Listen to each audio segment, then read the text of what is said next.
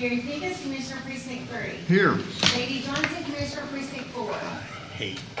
Constance One. Our invocation this morning will be delivered by Chaplain Frank Liddickey from our Sheriff's Department.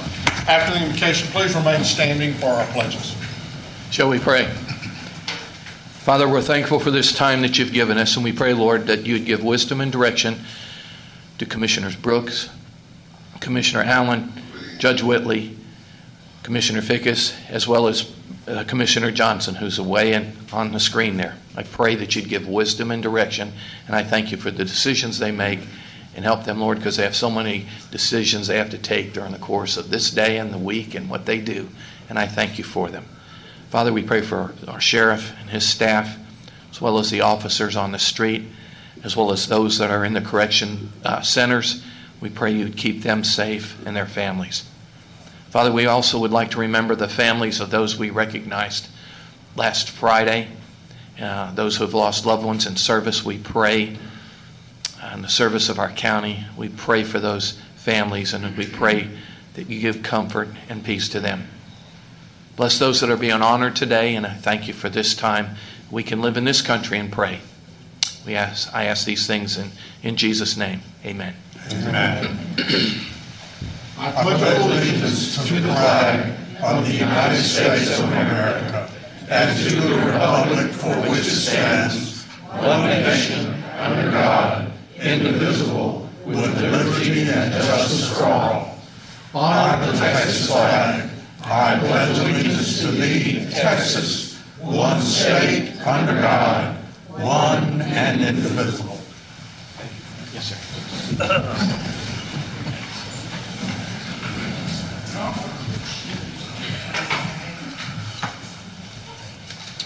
Mr. Manius.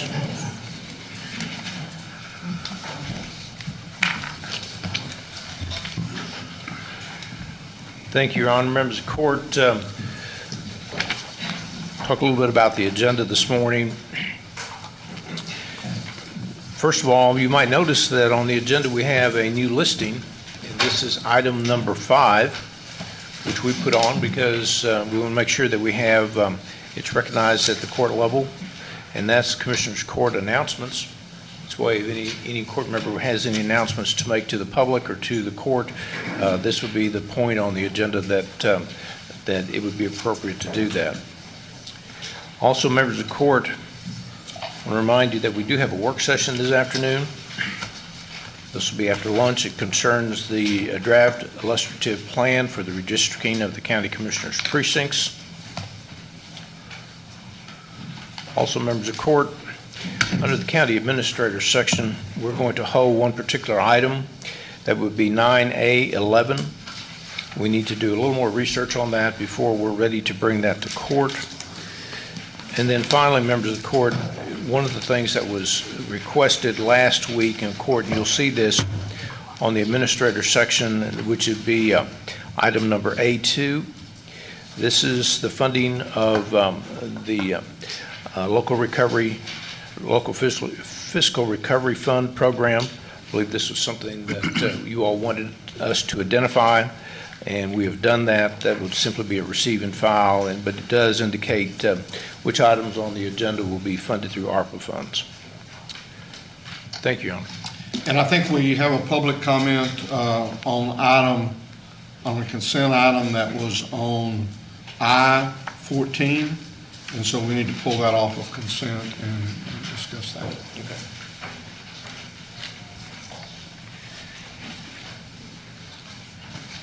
Okay, court members, you have, well, I guess we need to do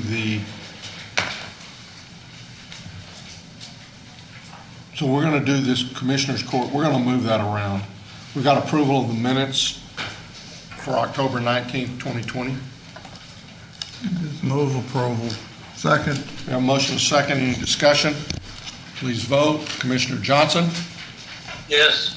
Commissioner Figgis? Here. Motion passes unanimously. Proclamations and resolutions. Commissioner Allen, I believe you have one. Yes. You have two?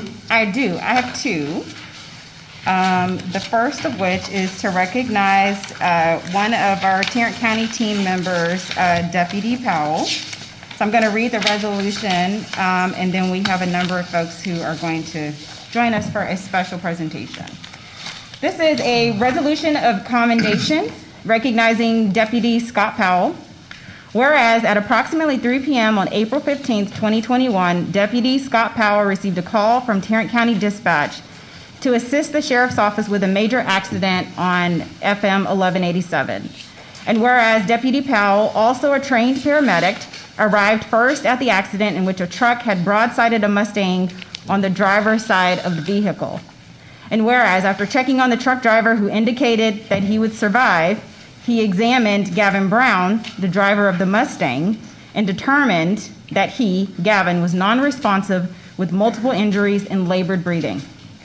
And whereas recognizing that Mr. Brown was in a life-threatening situation, he acted quickly and removed Mr. Brown from the vehicle with the help of a nearby citizen before then opening and maintaining Mr. Brown's airway until an ambulance arrived. And whereas Mr. Brown was originally not expected to live, but after spending several days in the ICU at JPS Hospital, he recovered and was able to go home.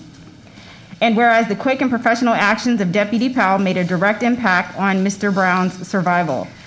And whereas the citizen who stopped to assist turned out to be a nurse at a local hospital, she wrote a thank you note to Deputy Powell and recognized him for his humility, character, and compassionate manner in which he tended to Mr. Brown.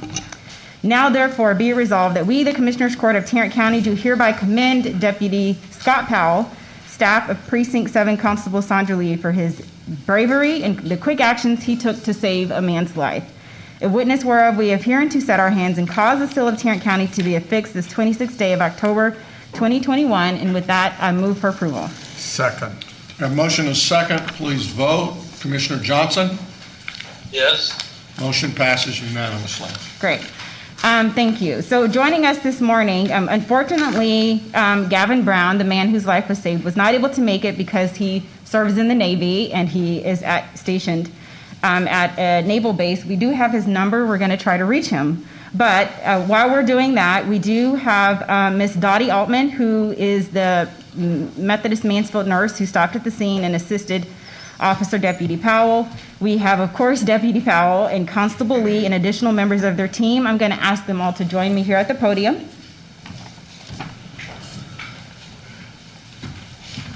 Now come on down.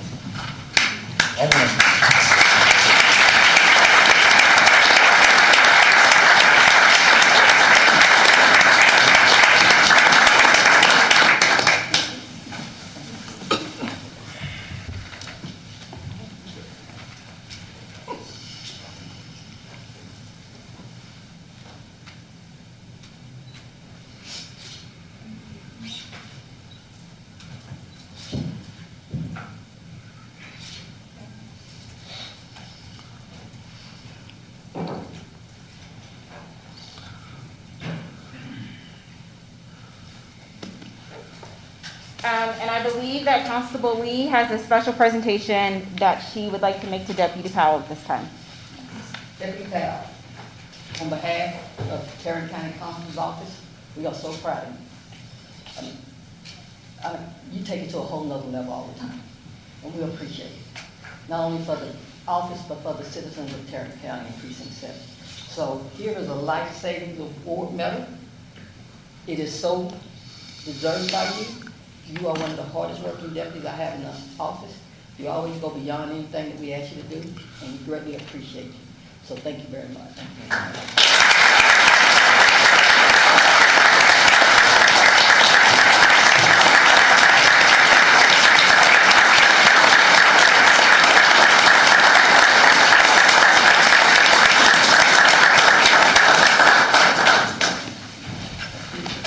Deputy Powell, if you wanted to say a few words, you're more than welcome to do so. I just want to thank the court for recognizing this. I've been a paramedic for 30 years, officer for 27. There's not many calls that you can run that have this kind of outcome. You know, it's we were put in the right place at the right time. And I'm glad that Mr. Brown's was able to recover to the point that he's actually go back to active duty and to serve us the way we served him. And I think that's wonderful.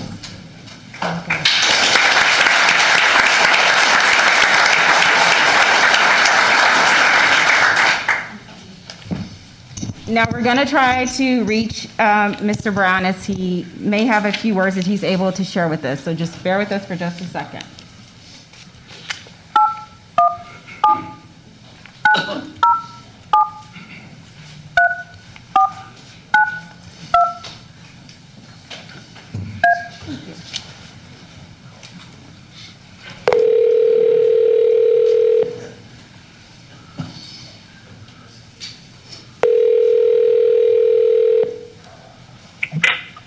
Hello? Hi, Mr. Brown. This is Devin Allen with the Tarrant County Commissioners Court. How are you? Good, how about yourself? Good, good. Well, I understand that you are away serving our country in the Navy. Thank you for your service. We just got done recognizing Deputy Powell, and we know obviously you weren't able to make it because you're away. And I understand that you had a few words that you wanted to share about your experience with Deputy Powell. Yes, I do. Oh, Long story short, oh, sorry. oh no, please, go ahead. Okay. No, I just want to say thank you, like, from the bottom of my heart. I mean, I'll probably never be able to pay it back, but I'll do the best that I can to pay it forward in the coming days, the best I can. There's nothing I can do to express how grateful I am that you did what you did, even though it's your job. I mean, but still, it's what I decided to do myself. But yeah, thank you. Well, thank you. Thank you for all your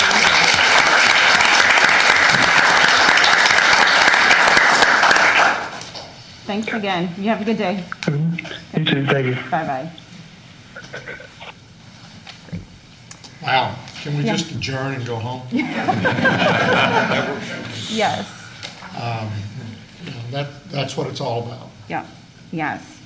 Well, so I have a second resolution, which is honoring someone else who has served our community for years with distinction, retiring city manager of Grand Prairie, Mr. Tom Hart. He is retiring, and so there's a reception later today where we will be presenting that resolution, but we just want to thank him for all his dedicated years of work on behalf of Grand Prairie and Tarrant County and the community. And so with that, I move for approval. Second. We have a motion, a second. Tom is I grew up in Grand Prairie. That's my original home. He has done tremendous things for Grand Prairie. And he did that after leaving as city manager for Euless, where he did tremendous things. Yep. So he has truly been a part of Tarrant County for many, many, many, many years, and he is someone who we are going to miss very much. I hope that we're going to get finished here in enough time today, because I know you're going. Yeah, that's the plan. And I'm going too, so we can lose a quorum at some point. In fact, we will lose a quorum when you and I get up and leave. Yeah. And, you know, Tom has just been a tremendous city manager, and one that really is forward-looking and forward-thinking. So Yes. I'm very excited about being able to be at his retirement. Euless is probably pretty glad, because when he left to go to Grand Prairie, I think the next city manager actually had to eventually go over to Grand Prairie and tell him to quit, taking all the people from Euless. Yeah. So Yeah. it was a great time. Please vote. Commissioner Johnson? Yes. Motion passes unanimously. Again, we appreciate very much y'all being here this morning and being a part of this. We'd love for you to stay for the entire ordeal. But if y'all would like to leave, we can certainly Totally. understand that. Thank you for being a part of this morning. And Deputy Powell, again, thank you so much for your action. Now, for the Commissioners Court announcements. Does anyone have any announcements? I do. I have a few announcements. Yesterday, we hosted our quarterly Tarrant County Hospital District Bond Update Meeting. I want to thank all of the speakers who joined us on that for that conversation, and wanted to be sure to share information about a vendor kickoff webinar. So for those who are interested in doing business with JPS and the bond, it is on October 28th, 2021 at 11:30 a.m. You can actually visit the yes2jps.org website and get information and sign up for that. And that will be, that webinar will be via Zoom. And then also, I just want to say thanks to the Tarrant County Public Health Team and Representative Turner for partnering with my office to host a drive-through COVID clinic or COVID vaccine clinic this past Saturday. It was successful, and we will be hosting the next one on not this coming Saturday, but the following Saturday, November 6th, from 10 a.m. to 2 p.m. at Bowie High School. That's at 2101 High Bank Drive, and the clinic will be in the parking lot at the corner of Sherry and High Bank. So that is in South Arlington. It's open to any resident. You can receive your vaccine, your initial doses, and/or your boosters if you currently qualify. That's all I have. Thank you. Okay, Your I've got, Honor, by fiat of the chair, you may extend this announcement period to others. I suspect that the criminal district attorney may have an announcement this morning. well, but she can only speak after I've had an opportunity to speak. Well, you are the chair. I have several things that I want to announce. First, I will remind everybody that our online auction is underway. We have had 2 additions this week. Both have created quite a bit of interest, and we're finding a way to try to take this auction and make it available to the public. One is 4 tickets in premium seating for the Rod Stewart concert, and this also will include dinner at the Avion Club and a reserved parking pass in the garage. And I'm told the ticket value, each one of the tickets is valued at $200. So when all's said and done, this is probably a $1,200 to $1,500 item. The second thing is professional bull riders. So we kind of covering both sides of the deal here. Again, this certificate is redeemable for 2 P2 parkings, 2 tickets for Friday and Saturday, May 14th and 15th, and 2 tickets for Friday, Saturday, and Sunday, May 20th through 22nd. So this is the whole PBR Finals, and we're talking about a total of 10 tickets. Wow. It also includes 2 VIP reception passes for Friday, May the 20th, and for the 2022 Pbr World Finals, Friday, Sunday, May 13th through 15th, and Thursday through Sunday, May 19th through 22nd at Dickey's Arena. So, again, these are 2 big things, and we're very excited about being able to announce that. That will be the first PBR. They've moved here now, and from this point forward, the PBR Finals will be here in Tarrant County. Also, I want to announce that beginning I think on Friday, this past weekend, TCU paid tribute to Dr. Jennifer Brooks, who was the first black homecoming queen, and she was elected in 1970. There was a lot of celebrations this weekend at the Alumni Center and the Visitor Center. Dr. Brooks said her whole focus was, what can we do to make life better for the next generation, and how can I help them? And I think she's done a tremendous job of doing that over her career as an educator and as an administrator. You, like I, married above ourselves. Way up. Well, and Did you play football, Roy? Were you the Hell no. Were you the quarterback? You did good. there's any number of comments, but I want to stay on a high and just say, please congratulate Jennifer, Dr. Brooks, for this award and for this honor, and the celebration of the honor she received back in. Thank you for mentioning that. Thank you. And then next, and I may be stealing the thunder, but I want to congratulate our Assistant District Attorney, Chris Taylor, who this past week was appointed by Governor Abbott to serve as the judge of the 48th District Court. He's going to be replacing Judge Evans, who has been serving at that court since December of 2003. He will be the 13th judge of that court. It is the second oldest court in Tarrant County, and we are extremely proud of Chris. And finally, Governor Abbott got it right.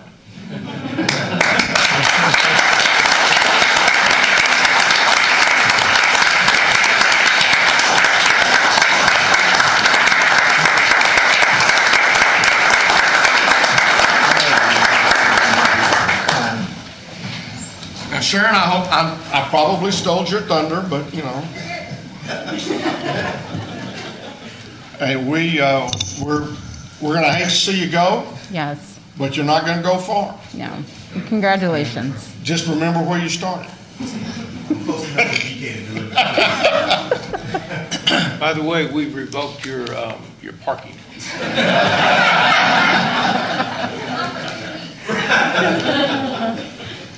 Say that may be the truth. Commissioner Fickus. Yes, on Thursday we are having, this is a continuation of our Empowering Seniors program that we started many, many years ago. We are having a kind of a public health awareness luncheon, and we are very fortunate to have the Public Health Department here is working with us on this, and our keynote speaker, of course, is going to be Vinny. And we also will be doing flu shots, vaccinations, testing, and we have lunch. We're basically sold out. I think we've got about 85 people coming, and it's going to be at Tarrant County College Northeast. And Dr. Ayers is going to be joining us also from Tarrant County College. And I think we're going to have a great program with Vinny and some others talking about Social Security and some of those things too. So we're looking forward to it. Thank you. Any other announcements? Okay, then we will move on now to the consent agenda. Move approval with the amendment, but move approval of the consent agenda. Second. We have a motion and a second to approve the consent agenda. Please vote. Commissioner Johnson? Yes. Motion passes unanimously. Mr. Manius? Thank you, Your Honor. Members of the court, we're going to move first to the briefing part of the agenda, and we're going to deal with item 12A.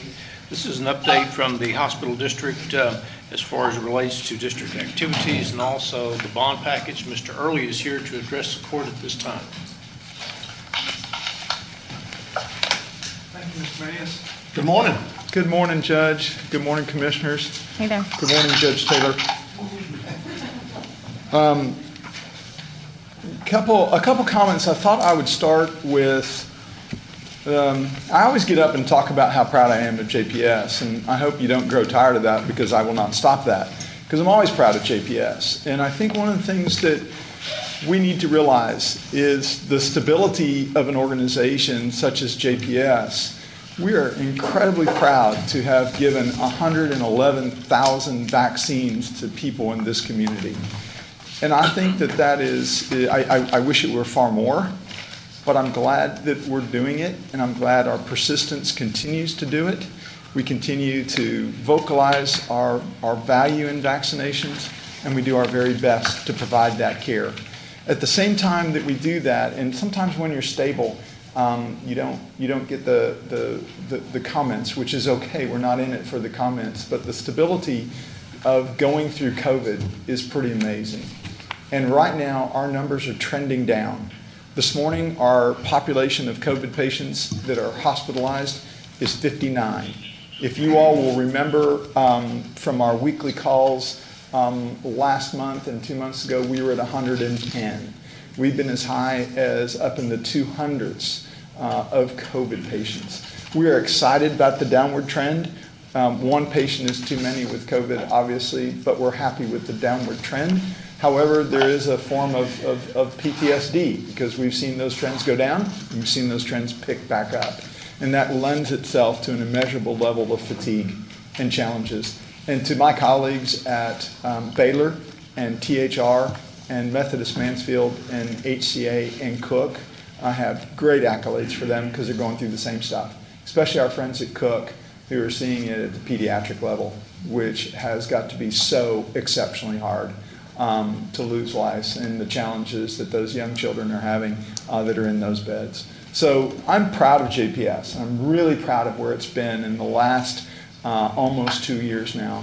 And I would say, and I've mentioned it before, I'm non-medical, but I really don't think there's an end date to COVID. And I think we have to get that out of our mind, that we're going to wake up and on February 10th, COVID's going to be over. It doesn't work that way, and it's certainly not working that way with this virus, with its many variants. And sometimes the variants are stronger than the first glimpse of it, as Vinny well knows.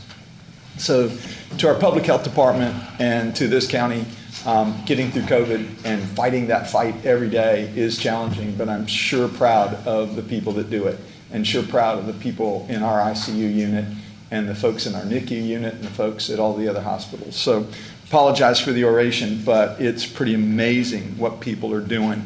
And if you're not getting a census every day, COVID can be slightly distant. If you're lucky enough not to have a family member or yourself be challenged with COVID, it can be something that happens somewhere else, and it's a daily part and an hourly part of our day. I wanted to also let you know that the board at our last meeting, which was last Thursday, has its nominating committee appointed. It is the process by which we go through that the vice chair will move up to the chairmanship, the secretary will move up to the vice chair position, and then we will appoint a new secretary. So incoming at the first of the year, we will have the honor of having Ms. DuBose. Dorothy DuBose will be our chair. I think that's going to be an excellent time to be at JPS from a former employee as chief nurse, now being on the board and now serving as our chair is a neat circle of her knowledge and the kind of person that she is. Mr. Roger Fisher will serve as our vice chair, and I think that will be good. And then we will wait for the nominating committee at next board meeting to come out with who our secretary is. That will be the newest appointment, and they'll be in the follow-up process. So JPS's continuum of care from leadership standpoint will continue. Quick update on the bond. To Commissioner Allen's comments, we're excited to have our project for bond construction. It will be a webinar on October 28th, as Commissioner Allen mentioned. You can find it on any of our social media outlets. You can find it on our website. You can go to JPS, say yes. You can go to the major JPS website. There's not many sites you can't go and you won't find this. And it is a webinar for how you do business with JPS. And we can't reiterate that enough. There are still people who might be confused with the process. It's a large organization. There are certain guidelines established by the state that we have to go through for bidding and information and meetings and those type things. So it really is an effort to figure out how we deal with working with our vendors. We're trying to be as inclusive as we possibly can and get as many people to the table that might have abilities to provide services to JPS, great or small. And we're going to work really, really hard to do that. I want to thank you as commissioners for your constant diligence, and you, Judge, for your constant diligence to help JPS. In doing so, we have created a committee designed to dispel information and get that out. It was also designed to be a committee that Mr. Manius could yet attend one more committee meeting, because there's been a comment that he is a little bit bored. So we included another meeting that he can attend every other 2 weeks. So he comes to those. He's been good. He doesn't eat much for lunch, which we appreciate. And so we have him there, and he does a really good job. And that's an effort to get information out so that we can then take that information and take it back to our boards and bring it back to you all. Obviously, your staffs are invited to those. Those are meetings which we would certainly appreciate. And Mr. Manius, thank you for attending those. Those are chaired by Mr. Petty, and he chairs our planning committee. We also have our finance team there as well, and our facilities team sort of go over everything. It's very similar to what you all got when you got the presentation from Broadus at 2 Commissioner Court meetings ago, and they went through the list and the deck of where our master plan is, where we're thinking about, and where we're going with things. There was a question that was asked yesterday at Commissioner Allen's town hall meeting about, it was a good question from the Star Telegram, was, are you concerned, or what's going to happen with the cost of product, and do you have enough money in the bond to deal with those increased costs? At whatever time you ask that question can be answered in different ways, because the cost is changing. We've seen cost obviously in product being greater than what it was a year ago. We've also seen challenges with availability with the folks doing the work and the product to be given. We will deal with that. This is a marathon. It's not a one-time deal. We'll have various peaks and valleys, we know, to various prices. What interest rates may or may not do in the future. I feel that we are prepared for that in our planning. And to that point, there are going to be projects that we save money on, and there are going to be projects that weren't quite the cost we thought, such as our oncology and infusion center when we put that up. We found out that leasing the building rather than building the building was a much more efficient way. And I welcome you all to come by the oncology and infusion center now that it's been up and running for the better part of a year. It is really taking care of patients who are in that challenging situation with coping with cancer. And that building has allowed us to really have a much better situation. It's located right next to Baylor. We have a really good cooperation with Baylor. It is right next to that facility on 8th Street, and it's a wonderful facility for us. But that was one where it was not the cost of what we had originally thought going into the bond, significantly less. So we had budgeted that for how much, do you recall right off the top of your head? $90 million. And what did we end up spending to lease and do that? I don't want to say that on the live stream because I don't remember the number, but it is significantly less. I think it was around 80% less. But I will definitely get that number. Yeah, I think that the renovation and everything was less than $6 million. Yeah, it was far. I think you're right. It's $6 to $7 million where we had budgeted a $90 million. Yes, Commissioner Davis. I received a similar call from the same newspaper about cost overruns, and I said, we haven't issued any contracts. Right.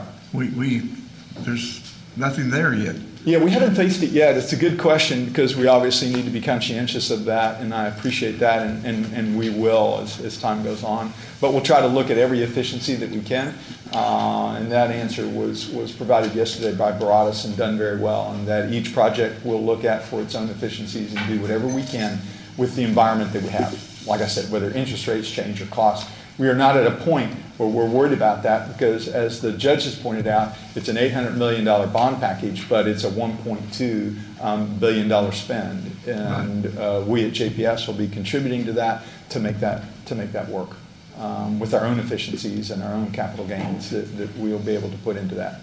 So I appreciate y'all's leadership. I appreciate your diligence in helping us. Your outreach to your communities is really helpful.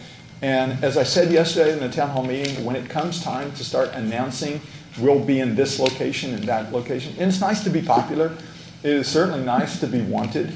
We would be sad if we were the public hospital and said, no, don't put your clinic here. We don't want you. It's actually nice to be on the other end of that spectrum where everybody does want us. But when we do start naming those facilities, I don't want people to think that that's a one-time name. We're going to go with the data. We're using the team that you all use, which is Buxton, to help us with our demographics. And as I mentioned to the Arlington City Council, where I made a presentation 2 weeks ago, it's not based on who is the most frustrated or who's yelling the most or what the situation is. It's really data-based, and it's really based on where our patient need is the greatest, where JPS is currently serving and it needs to serve better, and where our population trends are going. And so when we make that announcement is we're going to locate here and we're going to start that project, there'll be 3 or 4 other projects right behind it. There is not a shortcoming of need, and there's not a shortcoming of JPS's ability to perform and provide those services, particularly in primary care and particularly in mental health, where we have a strong focus. So that's my report, and I'm grateful. Thank you for allowing me to go. I have yet another meeting to go to. I have to get to Grand Prairie. No, I'm not going to Grand Prairie. I can't do that. Well, we'll see you later. Thank you. I know. Yeah, I've met with Tom, and he's an incredible guy, and helped me out quite a bit at the beginning of my career when we were trying to figure out services and those kind of things. Good person. So my accolades to Tom. So. You think you got a lot of new friends when you're looking for 4 locations? Just see what you get when you have $408 million given to you by the federal government.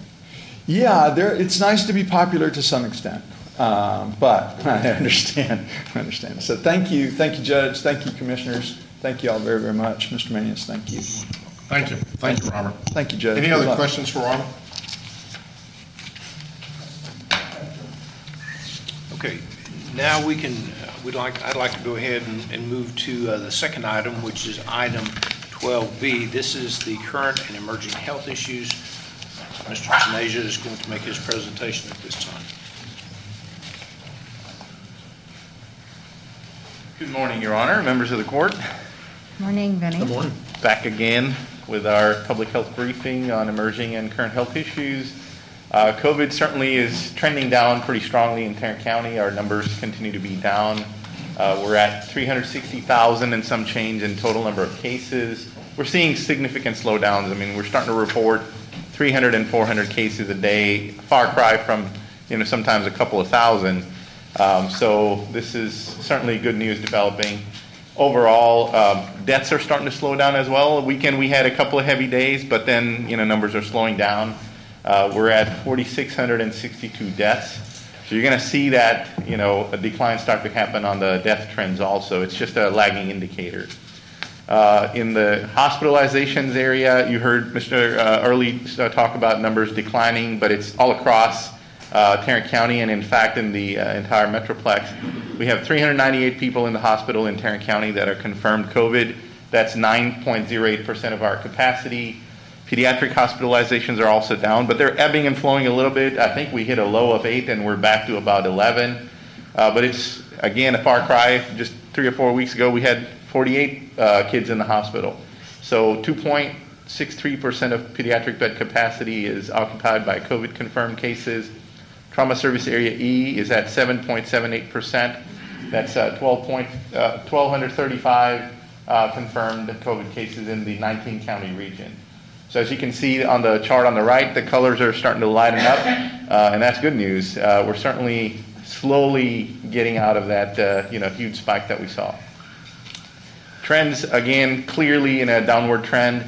On the left-hand side, the chart shows our epidemic curve. That's the curve that we talk about flattening. We're starting to see a steep decline develop there. And the death data on the right, you'll see this chart start to decline over the next few weeks. And then the virus is slowing down as long as it remains below 1, the R0 rate. That's good news for us. I don't pay too much stock to where the actual number is because that's more statistical. But above 1 is bad, below 1's good. My mind's pretty simple, so it works well for me to just look at that and say, okay, we're below 1, we're slowing down. Trends overall, the positivity rate is starting to come down. The big issue is the demand on testing has declined very significantly. So that's a telling indicator on itself. But when the positivity rate is high, what the science is telling us is we should have ample testing available. People should get tested at every opportunity. So I encourage folks, we still have sites open, and of course there's a lot of private providers. So if you think you have allergies, if you think you have just a seasonal cold, still come get tested. And the reason is a lot of these things, even the flu, all of these things mimic COVID-like symptoms, and it's hard for you to discern at home what do you have. Don't write it off. Let's get people tested. That way, if you know that you have COVID, you can do all the right things. Stay home, get appropriate treatment, all those type of things, and not spread it any further. We're hoping that this number declines pretty rapidly. It's starting a very good downtrend, so once we start getting below 10, really we start to get into a good shape. On the right-hand side on the chart on the top, the COVID-like illness, people seeking ER care for COVID-like symptoms is in a sharp decline. We're, I think, below 4% or somewhere in that range, and that's great news. Our case rate, which is the chart on the right at the bottom, is I think 134 per 100,000. I might be reading that wrong, but we're heading in the right direction. So again, very sharp declines developing on all of the indicators that we're following, and that's great news for our community. National trends. Overall, as a country, we're in a decline with COVID, but as you can see, the western half of the United States is currently in the grips of the Delta wave. It started here, sort of in the southeastern part of the United States, and kind of flew across. What gives me caution, UK and some other European countries are starting to see another surge, hopefully not as bad. And then China finally is in the grip of Delta wave. It kind of went around the globe and hit them backwards. So who knows what comes next? I mean, we're heading into the cold season.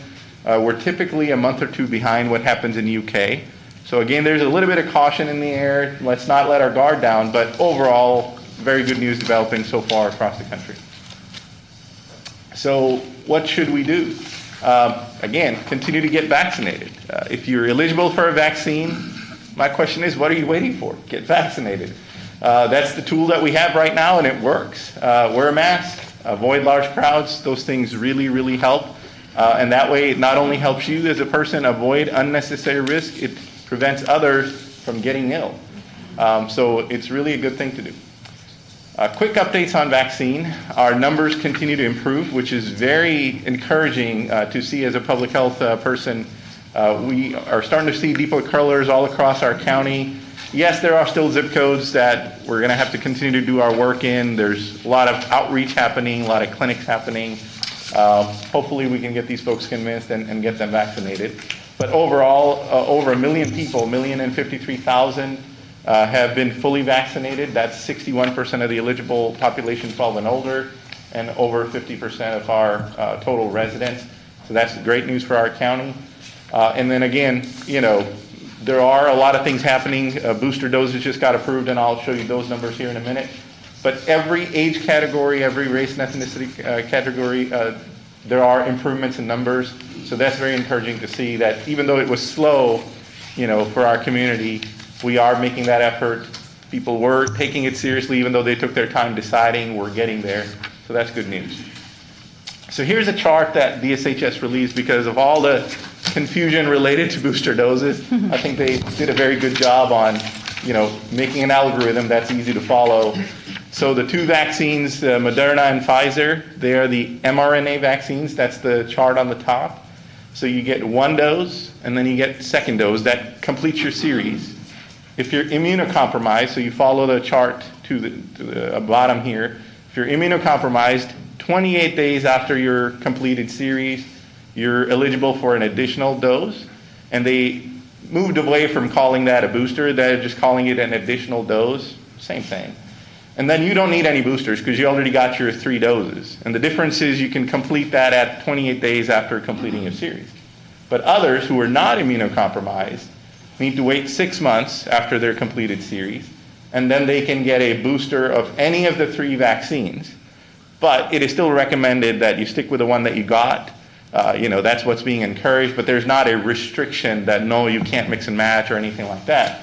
So after 6 months, you get your booster dose, and you're done. And then with Johnson & Johnson, it's a single-dose vaccine, and then you wait 2 months, and you get any of the 3 vaccines, and you get your booster. So I think that chart is very well laid out. It's on our website. And, of course, our call center has it, and a lot of other folks have been pushing this out as information for the public to make a decision on what is best for them to do. And then in terms of booster doses updates, this data is a week old, which is very unfortunate. But as of last Wednesday, we had 62,000 people that had received a booster. And what we know after that is more boosters got approved. Moderna got approved and Johnson & Johnson got approved. And just looking at numbers coming in, there has been a better demand. Pfizer was kind of slow because a lot of the Pfizer went to early healthcare providers and also to nursing homes and so forth. So a lot of that is going to be handled separately. The state has some programs.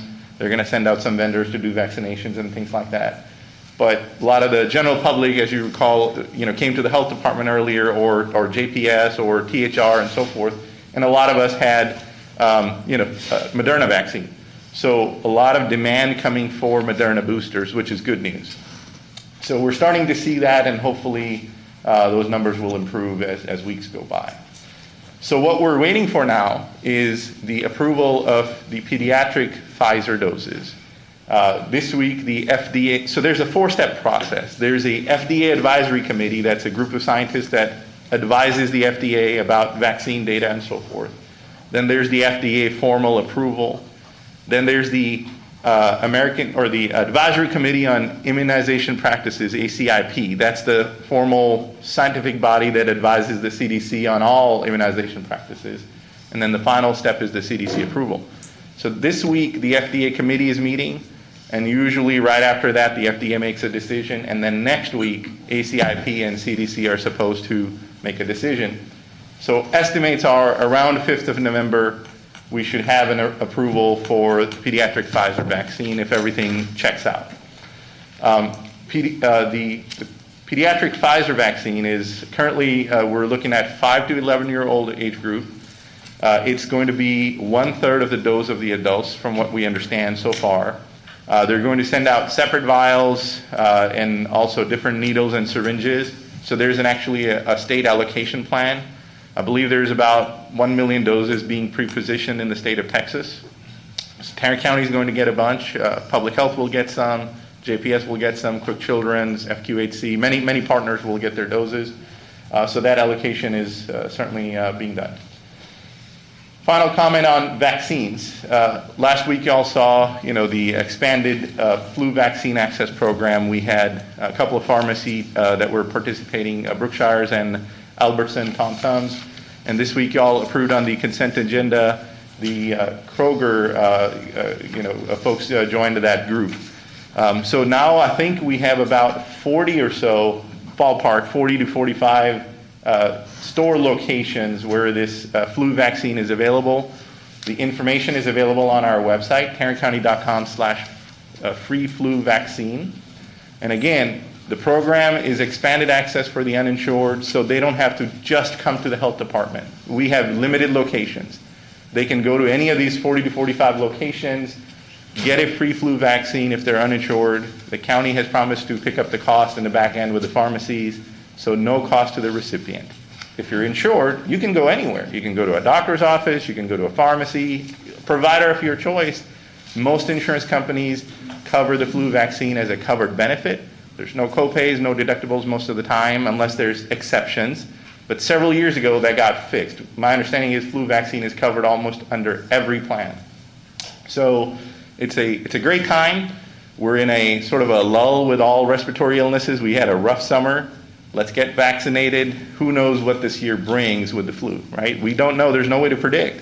But certainly, good time to get vaccinated, give our body a chance to build that immunity as we get into the cooler season. Final comments on testing. As I said earlier, testing demand is down significantly. So this past Sunday, we implemented that modified, reduced testing schedule. What we did was we reduced all our locations to at least 1 day a week. The only exception is the Northwest Sub-Courthouse. My team is covering that Sub-Courthouse. We're doing 2 days, Wednesday and Friday. And the idea behind that was I have 5 vendor-supported locations, and we wanted to make sure there's a 7-day coverage in the county. So between those 2 days covered by my team and 5 days supported by vendor locations, we have 7 days of coverage. We're going to watch the data over the next 2 or 3 weeks. If the numbers don't hold, we'll probably come back and start presenting a plan to cut down on locations. Because if there's no demand, there's no point of keeping these sites open. It takes a lot of resources. So that's all I have, and I'll be happy to answer any questions and clarify any of this information. Vinny, I'd like for you to comment on the relatively new phenomenon that has come to be known as breakthrough infections. Those are people who are fully immunized, who have contracted COVID, and some of these persons have even died from the infection. What can we do to counteract breakthrough infections? Yes, sir. So, Commissioner, it's not a relatively new phenomenon. It's just that the public is more aware of it now. As you know, no vaccine is 100% effective. There's very rare. I think the Ebola vaccine is the only one I know that they touted to be 100% effective. Most vaccines have a percentage that they are effective at. COVID vaccines we know are highly effective in the high 90 ranges. When they originally came out, they were talking about 95% efficacy. What that means is they were expecting about 5% of cases to break through. People who got the vaccine and still got ill because the vaccine didn't protect them enough. And it's not necessarily a failure on part of the vaccine. That can happen. But it also is that people may have such severe underlying conditions that even with the vaccine, sometimes they just succumb to illnesses. Their body is so weak, it can't, be protected against the onslaught. The challenge here is not having appropriate tools available, oral antivirals to give people at home and take care of that really early on, or they got delayed in getting to the hospital and the body just couldn't handle it. Those things do happen. So breakthrough cases are occurring with COVID, just like they occur with many other vaccine-preventable illnesses. We see that with measles, we see that with flu, we see that with many other illnesses that we have vaccine-preventable illnesses. With COVID, the numbers have ranged from low 5%, that what was expected, to upwards of about 12%. So the vaccine efficacy that we were expecting to be 95%, in some cases has been as low as 88%. So what that means is that's why they came up with these booster doses, to boost that efficacy to get us back into the high 90s. That's one thing to protect against. Second thing is, getting a vaccine is not an invisible shield that I got vaccinated, I can do whatever because now I'm carrying an invisible shield in front of me. No, you still get exposed. That's why wearing these masks is very important. It protects you and it protects other people from you. You could be unknowingly spreading illnesses, including COVID, and not know about it. So wearing that mask is very important. Maintaining a social distance is very important, as long as there's high COVID outbreak in your community. When the numbers are really low, some of these protections can come off. We're not talking about staying paranoid forever, right? We're saying use data to use your judgment on, if I'm entering a high-risk situation, I'm going to a bar, I'm going to a crowded space, I'm in a concert, well, wear a mask. And if you can avoid going to those places while there's a high COVID outbreak, avoid it, right? But do that part, protect yourself with the vaccine, at least you have some protection, and then layer the strategies. Those are the things that people can do to prevent breakthrough cases from occurring. And then the other part is community responsibility. If half of the public says, yes, I will do my part, do all these things, wear a mask, get vaccinated, and the other half says, nah, I'm not going to do any of this, well, then we're putting each other at risk. So that's where individual responsibility versus community responsibility, you got to kind of make a judicious judgment on that. Everybody participating together gets a better result, and that reduces breakthrough cases. Thank you, sir. Mm-hmm. Thank you, Vinny. So, Vinny, one quick question on the vaccination for 5 to 11. Yes, sir. Is that something that's going to be run through the schools, the distribution of vaccines, or is it going to be something that's going to be run by public health and our partners? So currently, in Tarrant County, as far as I'm aware, most of the vaccine, the initial week allocation is coming to public health, Cook Children's, JPS, and a few other partner entities. It was based on who placed an order. What we have found out is that certain school districts that had robust school health programs across the state did apply and get that vaccine allocation. I have not heard any school district in Tarrant County apply for such yet. Thank you. Yes, sir. And we are going to hold a call tomorrow Yes. with the superintendents to begin to address, plans for what we do with the 5 to 11-year-olds should and when that gets approved, and try to make sure that we have a plan in place to try to move that forward as rapidly as possible. Yes.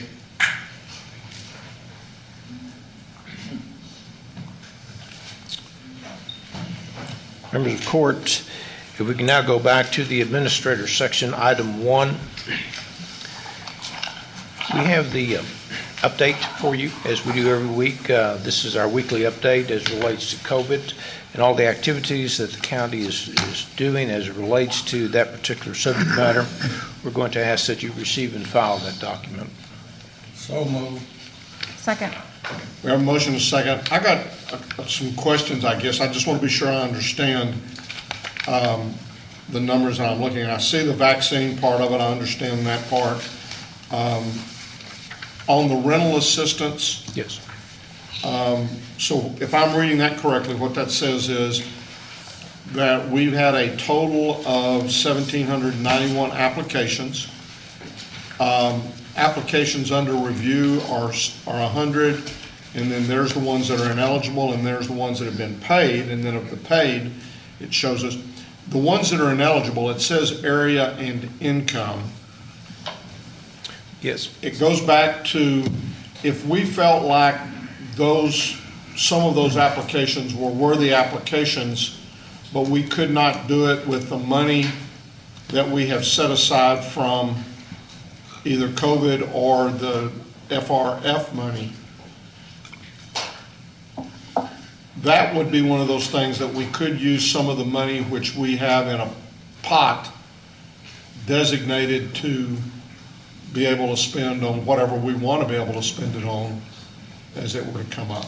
That's correct. As it relates to area, remember that this money is not from the FRF funds, but this is something that we receive from Treasury, and it's basically distributed by CDBG-related districts, those entities. So when we have someone from Arlington or Fort Worth, Arlington and Fort Worth both have monies that are available. They receive from the same revenue stream that we do. We simply pass that application on to either the city of Arlington or the city of Fort Worth, and that's how what the area issue is. As far as the money, so the area, none in that area is excluded, other than the Arlington and the Fort Worth where they have their own independent deal. As it relates to area, that's correct. And it's because we're what we call the urban county. It's like how we distribute our CDBG funds, and those are the geographical areas. Okay. Now, as it relates to income, there is an income threshold as it relates to rentals, and I would assume that we could use some of the money that we talked about last week, where we went ahead and expended CARES money. That way we were able to bring more money across in cash carry forward. We talked about an amount of about $20 million. And if we so choose, and we could probably work some type of program that we could extend that to income-related applicants. I think you said we could probably, and that gets to the concern that I have, that there is no mechanism for allocating those dollars that are in that pot, that $20 million. There's no mechanism for allocating those dollars to a particular need. And a person who's got an eviction crisis, that's a time-sensitive need. It has to be addressed quickly. If it can't be addressed through normal channels, then there needs to be some mechanism to kick it over into the larger pot for consideration. And that mechanism does not currently exist, but it needs to. So let us take a little deeper dive into that particular area. I can't get into that today because I simply don't know. Let us look at those applications, and we'll bring back something next week. I do want to point out something, though, and it's in the Texas Rent Relief Program, which is part of this document also. The state is running a rental relief program just like the counties are. And in Tarrant County, the totality of Tarrant County, they have expended $121.7 million in rental assistance to Tarrant County citizens. In our area, which is the area that excludes Fort Worth and Arlington, they have distributed almost $41.3 million worth of rental assistance. Through what mechanism? That's a state application that they utilize. So we'll add, based off of my understanding from updates that Kristen has provided, I think quite a few times, is even with the number that says ineligible applications, that doesn't mean that the program just stops there. Maybe they can't be served through our program, but as I understand it, that efforts are still made to try to find a program or a nonprofit or some resource that will still meet their need. Obviously, it's not going to go into detail here, but so I just wanted to add that. Yeah, and so you bring a good, Commissioner Allen, you bring a good point. Kristen is really embedded in a lot of this, and she is not here today. We'll make sure that when we come back on next Tuesday that we'll have a greater in-depth discussion about the rental program. And I think that's good, but I mean, I definitely agree with what Commissioner Brooks is saying. We need to have some mechanism in place that addresses how we could allocate money and get recommendations regarding that. And I want to be sure I understand what that Texas rent relief means. Are you saying that in addition to the apparent $5.7 million that we have distributed, that Texas, the state, has distributed to Tarrant County? Is it a combination of the 121.7 and the 41.3, or is the 41.3 included in the 121.7? It's included in the 121. So then that means you're saying that the state has provided rental assistance in Tarrant County since, for some period of time, which I'm not sure exactly what that period would be. It could be from March the 13th or whatever, but you're saying that they've distributed $121.7 million within Tarrant County. That's my understanding, and No. I've asked that question also because No way. well, I've asked that question, and that's the response that I get.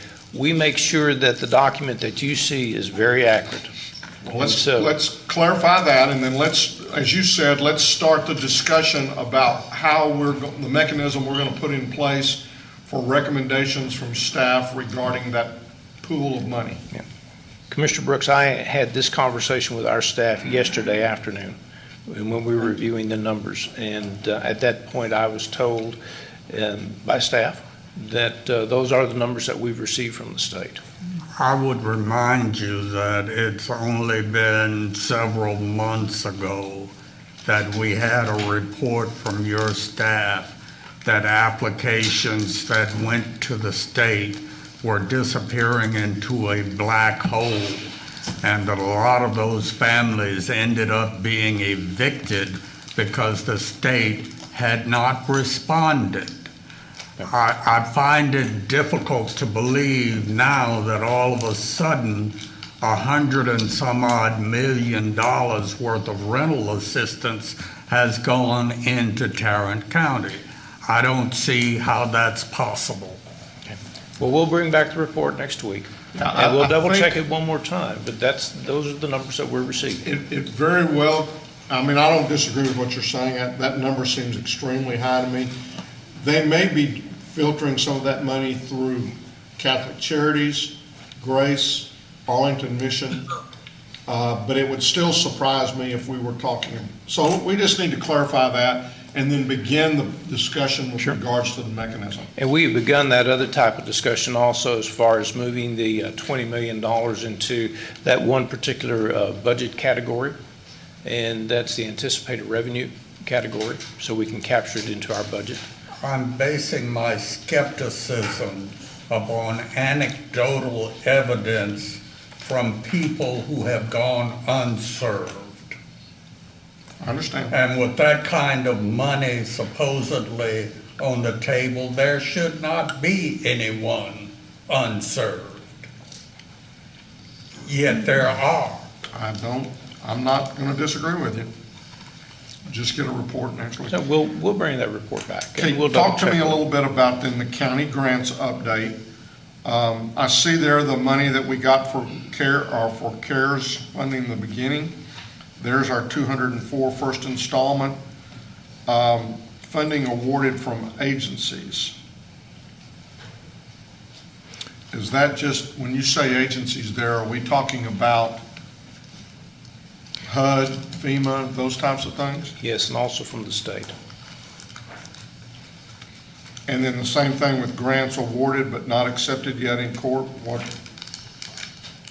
I'll need to get a better explanation on that. Yeah, because it says grants awarded and we've encumbered or spent it, but we hadn't accepted it yet. So that seems to be a little difficult to have done. So whenever we receive grants, normally they're for specific projects inside that grant. So that would make them encumbered even though we haven't received them or we haven't accepted them yet? That's my understanding.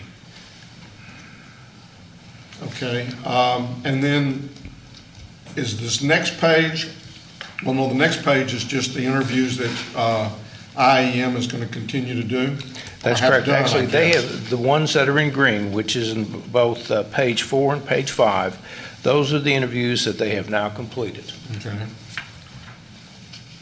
And then the next page is the ones that they still have. Well, these are our pop-up vaccination sites. Right. Okay, and then there's another. Okay, back on page 8. Are these the things that we're now getting from the group and this is what I asked for last week? Okay. Where we said, okay, before we approve something, I want to know I want to know exactly what impact it's having and where it's going. So on page 8, what you see are, you asked that question, grants that we've received from different agencies. You'll see the grant distribution and description as it relates on the far left-hand column. For example, on the first one, it is okay, I see. It ties, that 139 ties back to the funding awarded from agencies, right, accepted in the court. So if you look back on this schedule, it ties. And so that's the detail of that 139. Okay. And if you look, you asked the question as related to those grants that have been awarded yet not accepted by the Commissioner's Court. You'll find those, the detail of those on page 9. Okay. And the 7.3 should tie back to the chart on the previous page. Okay. Now, somewhere in here, is there a chart that says whatever we've approved and it keeps us reconciled with our FRF money? Because that's what I was asking for last week, where anytime we're going to approve something, I want to see the record of it and where it's going and how it impacts our deal. So is that in here someplace? When we get, not in this particular chart, but what the request was that we make sure that the court is notified if we're going to make an expenditure out of the FRF funds. And I believe, Judge, that was your request, that we now put them on consent. And that is what we're trying to cover in item number 2. Okay, I mean, it is on consent, but I mean, as far as expended is one thing, but also if we're going to encumber or obligate, that's where I'm looking for, is I want to see something that tells me, here's what we've obligated thus far, even though we may not have spent it, when by our vote, we have, for all intents and purposes, spent it. Right. So this is something that you might remember the large spreadsheet we gave you last week. I believe that's the document that you're talking about, Your Honor. It's not in this document here. It's something that we provided the court last week. We'll be more than happy to make that available and include it in this packet if you would like for us to. Well, what I'm just saying is each week, if we're going to, as a court, authorize or obligate money to be spent, I would like to see that chart in here also updated for whatever action we're about to take. Okay. Okay. So I recall from our conversation last week, I think that you all said it would be a few weeks, right? That you were going to update some formatting to the report and so that it would reflect what it is that we were specifically asking for. Right. We're working toward the request. Yeah. And our first shot at it was the document that you saw last week, and I believe that we briefed each of you individually also to get your input on that, and that was the accepted chart, if you will.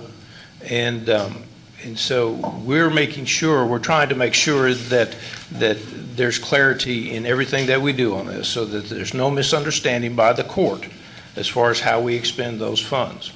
And our first effort was to at least begin to talk about what's on the agenda that is up for approval, that is going to be utilizing FRF funds.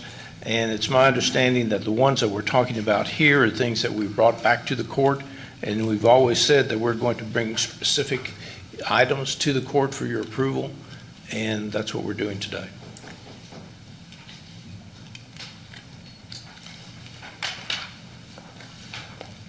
So the list, what we're saying here, we're going to receive and file. What list is it that we're receiving and filing, and do we have that in this? Is that in these documents that we just discussed? What the request was today on item number one was. Not on item number one, I'm talking about item number two. Okay. Maybe we haven't moved to that yet. We have not moved. I think we have a motion and a second to receive and file item number one, but we have not moved to two yet. Okay.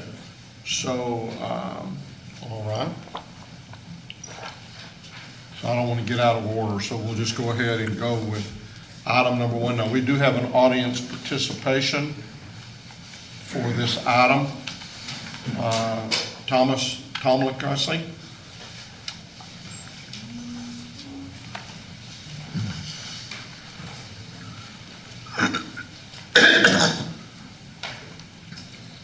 Judge Whitley, good morning.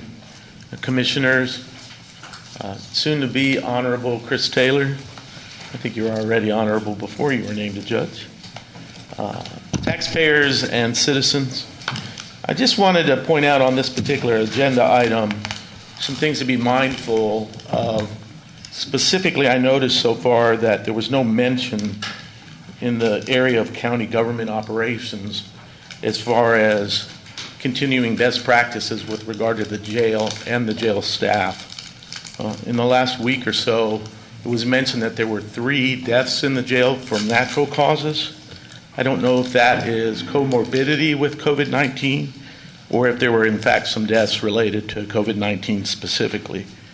But we know that we've lost jailers and deputies to the illness, and that this particular environment is the toughest place to manage a pandemic-related pathogen. Just a couple of points. In that, moving forward with the number of staffing shortages, when you had staff that were ill and you had to cover with basically contract or outside law enforcement to fill the void, moving forward, planning for the next pandemic type scenario or extreme emergency or crisis, especially when it comes to the jail, which is in essence a petri dish. It's tough to be in jail. A lot of people don't know that in a lot of county jails, it literally rains at night, and that's from the moisture, from the numbers of humans that are compacted into one spot. So as a biological environment, it's one of the toughest places to manage a disease. So when we get to governmental operations and staffing and morale, no more concern should be focused than in the jail operations with regard to county governmental operations. We still have a problem with the number of deaths that happen in the county jail. And I do want to point out with 3 natural cause deaths last month, once again, 3 of the commissioners voted to send the sheriff on a trip for unnecessary travel again. Any further discussion before we vote on this issue? Please vote. Commissioner Johnson? Yes. Motion passes unanimously. Members of the court, we can now move to item number 2. This is simply a receive and file. This, as we've discussed previously, last week there was a request that we begin to identify up front, and we said it would be up on our section. Those items that we're seeking action by the Commissioners Court that would receive funds through the FRF. We have 2 of them today. One is human resources and one is purchasing. These items, you'll take action on them as we move through the agenda. But this is simply a notification to you that these 2 are on the agenda, and they would be funded, if approved, they would be funded by ARPA. Okay, and I guess what I want to clarify is a little bit more with regards to my request is a spreadsheet that says, okay, here's what we're looking at today, and that will put this much more money in this area that you have obligated out of the 204 or the 408, so that we have a running total of what we have obligated and what we still have left to obligate as we go forward. And so that's what I'm looking for on a weekly basis. So, okay, I have a question. Okay. So we'll work with you to make sure we get that document in the form that you want it to be in. Besides that form, do you still want us to continue to provide this information to you on a weekly basis? Those items on the agenda that will require action that will be paid for by ARPA. Yes, and the reason for that is because, again, at least at some point in this process, I mentioned to the court that we had obligated over $100 million, and everybody was surprised by that. Not everybody. I wasn't surprised by it. Good, okay. Many people were surprised by that. I was surprised by that. And so I want to know on a weekly basis, as we are approving things, how much money we have spent or how much money we are obligated to spend, so that I've got a running tab of kind of where we're going. So every week, if we're going to vote on anything that's going to do that, then I'd like to see it updated on that. That's not going to be a problem. I understand what you're asking. Thanks, GK. Okay. We're simply asking for item number 2, you'll receive and file. Move approval to receive and file. Second. We have a motion and a second. Any discussion? Please vote. Commissioner Johnson? Yes. Motion passes unanimously. Okay, so we're now going to move to item number 3. This concerns the Tarrant County 911 Emergency Assistance District's proposed FY22 budget. We're requesting that the Commissioners Court approve that budget. If you do have any questions, Ms. Oliver from the 911 District is here to answer any of those questions. Move approval. Second. We have a motion and a second. Any discussion? Please vote. Commissioner Johnson? Yes. Motion passes unanimously. And then finally, members of the court, on item number 4, we're requesting that the Commissioners Court approve the 5th modification to the office lease agreement between the Hospital District and Andrews Dillingham Properties. This is for the building which is located at 501 West Main Street in Arlington, Texas. We're asking that the Commissioners Court approve and concur with the actions of the board, which they approved this on October 14th. Move for approval. Second. We have a motion and a second. Any discussion? Please vote. Commissioner Johnson? Yes. Motion passes unanimously. Thank you. Thank you.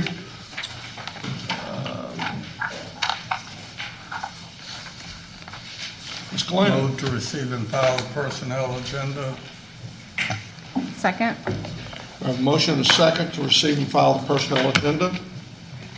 Please vote. Commissioner Johnson? Yes. Motion passes unanimously. Good morning, Ms. Glenn. Good morning, and thank you for that approval. We do have one additional item. Mr. Manius referenced it earlier. We're asking the court to approve changes to the table of organization for the county administrator's office, facilities, and the sheriff's office. As explained in your court communique, the request has to do with modifying funding for a total of 27 temporary positions that are currently funded through CARES. The request is that the funding be moved over to ARPA because we're coming at the end of CARES funds being available. If approved, we're looking at an impact to ARPA funds of approximately $1.7 million. And again, these are all temporary positions. And so just to kind of add, that would be what I would see on the chart. That would indicate that, okay, we're obligating the spending of 1.7. Yeah, and it would not just be the obligation piece, it would be even if we obligated funds to a certain category, we're going to show you the expenditures on that also. Right, right. Thank you. Do I have a motion? Move for approval. Second. We have a motion and a second. Any discussion? Please vote. Commissioner Johnson? Yes. Motion passes unanimously. Judge, if I could take just one moment, please, to remind all of our employees that annual benefits enrollment begins this week. Specifically, enrollment will run from Thursday, which I believe is the 28th, through November 10th. All employees should have received their packets in the mail. So if you've not checked the mail, please do so. Your packet is probably there.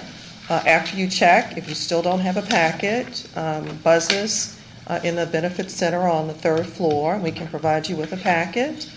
Just remember, this is the one time during annual enrollment that you as an employee get to change your benefit elections for next year. Remember, we have a plan year that starts January 1 of 2022 and runs through December 31st of 2022. So come and visit us on the 3rd floor if you have any questions. Thank you. Thank you. Thank you. Benny?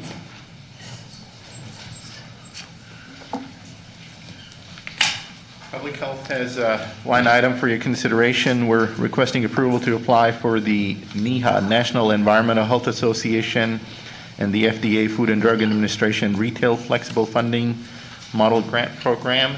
It is to allow our health inspection programs to meet the FDA standards for the retail food establishments. Move approval. Second. We have a motion and a second. Any discussion? Please vote. Commissioner Johnson? Yes. Motion passes unanimously. Thank you. Melissa?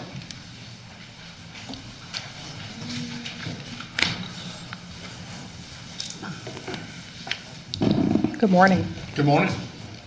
We have two items for your consideration. The first item is an award recommendation regarding RFP number 2021-149.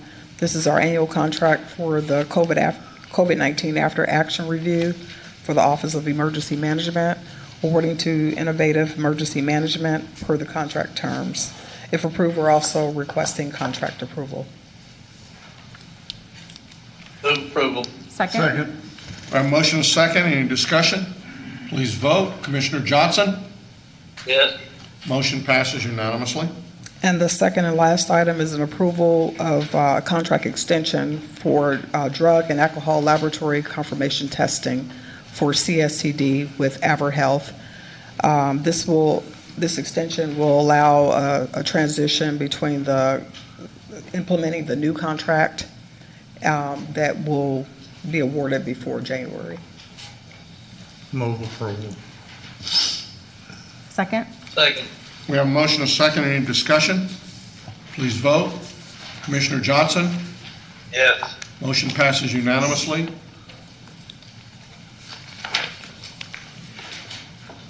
Item number 14 is permission to take bids for bids and RFPs.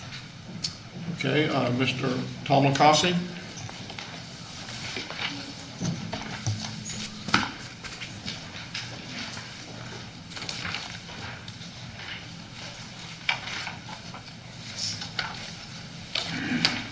Judge Whitley, Commissioners, I just have a suggestion on this particular item. I'm sure this is a pretty broad set of potential suppliers or vendors.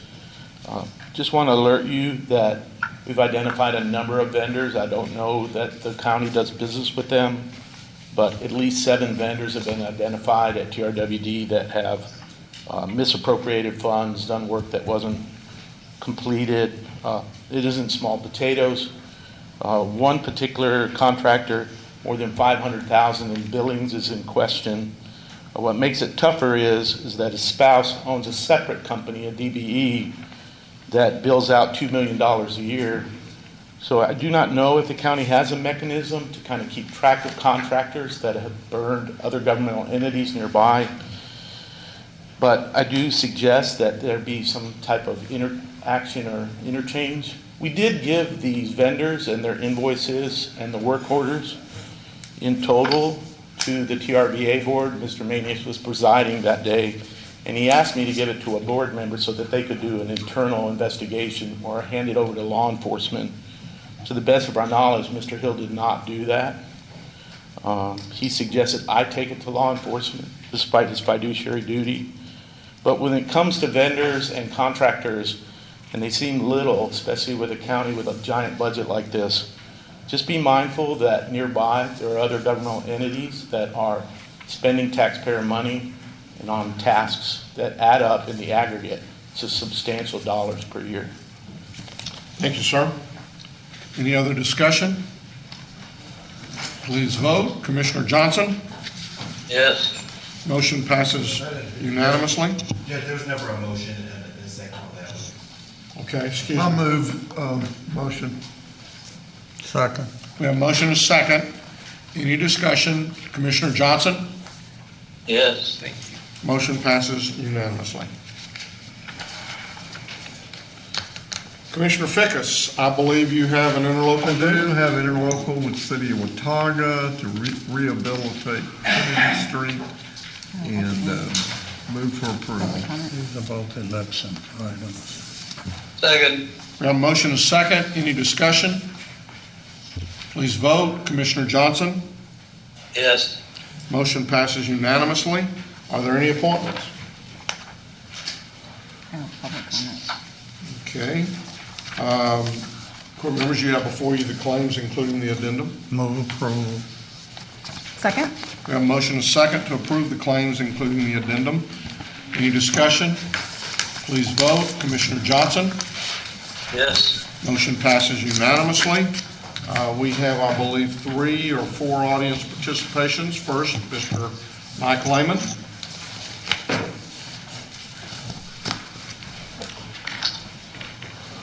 Morning, Mike. Thank you, Judge. Good morning. Good morning to the county judge and also the commissioners and the audience. For those of you who do not know me, I'm Mike Lehman. I live at 2310 Stonebridge Lane in Mansfield, Texas. I'm currently a nominee for the Tarrant County Appraisal District Board. I believe there are 11 nominees. As you know, you have 515 votes. You also know that you can divide those up accordingly how you believe fit. I'm here to ask your support to be one of those selected to serve on the board. If you do not know about me, I have brought, I don't know how to get it to you, but I've got it. This is a short bio of me and my background. Some of you I know by name, others of you I've worked with, but I need your help to get on this the board. I was on the board in 2018 and 2019. I'm sure you're going to ask why should I be selected or why would I be good. My past experience on the board, I've got 44 years of service in law enforcement. 28 of those are in Tarrant County. I'm also a current city council member in the city of Mansfield and have been previously elected and reelected. What I would like this group to remember, I know you have 515 votes. What I would ask you to do is keep in mind there are 5 positions, and you have a very heavy hammer when you swing it. But you also must remember that of the 5, you're going to want, I believe, 5 good representatives. So I believe you want to consider distributing those votes out to at least the 2 or 3 top candidates. And as I stated, I believe I'm one of them. I'm willing to meet with you at any time. I've given you my cell phone number, and if you have any questions, feel free to call me. Thank you very much for allowing me to appear. Thank you, Mike. Question, Mr. Manius, when do we have to make our decision on that? So you know there was a specific statute that requires anyone that has more than 5%, they have only 2 weeks after, 2 meetings after we actually receive the official ballot. We should be receiving that official ballot October 29th or 30th. And so it'll be the first 2 court meetings of November when we can act. Okay, thank you. Next is Mr. Tom Lacassi.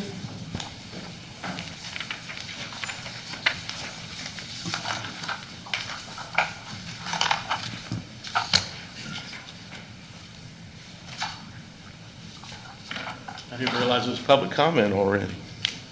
Yeah, it's early. We're doing good today. Judge Whitley, commissioners, fellow taxpayers and citizens. I needed to alert everybody in the room and everybody watching. This is the brand new fiscal year 2022 TRWD budget. It's already worthless. 3 weeks into the fiscal year, TRWD is blowing money left and right. Nearly every category of the budget is being ignored, but specifically when it comes to the revenue streams that were pro forma predicted, TRWD passed a bond package last week. There was no public hearing, there was no referendum vote, there was no prospectus to tell us what the bonds will pay for. It is an unlimited bond package. It was passed with almost no discussion. I don't think the board members even had enough time to see the documents to see what's involved. But as I understand it, they literally could raise hundreds of millions of dollars over next year or in the succeeding years. And it's a travesty, both of probably the compliance with the law. What's interesting is that the bond broker was sitting in the room when it happened, and immediately when it passed, he left the room, got on his phone, and started doing sell orders in the foyer. And that's on the Ring doorbell, if anybody wants to see it. Separately, the attorney, the bond attorney managing it, a woman named Mary Hazelwood Barkley, purposely hung out of the room so that she wouldn't be mentioned in the minutes or appear on the video. She works for the law firm Canty Hanger. And when I went out into the lobby, I noticed that the 3 of them, Sandy Newby included, had gone out in the hall and were virtually doing high fives over the fact that they had captured a brand new revenue stream that isn't reflected in their $174 million budget. We all know that they get money through TIFs, through taxpayer property, through raw water sales, and through a number of other sources, including some that trouble me the most. The fact that Tarrant County Community College money goes through the TIFs to TRWD, as well as JPS money, should shock all of us.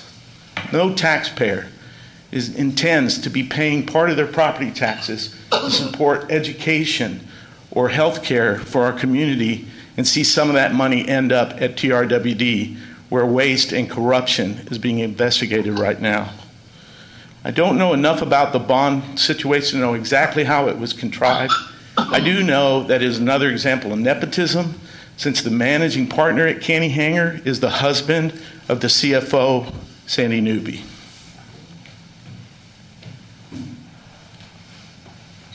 Jennifer White.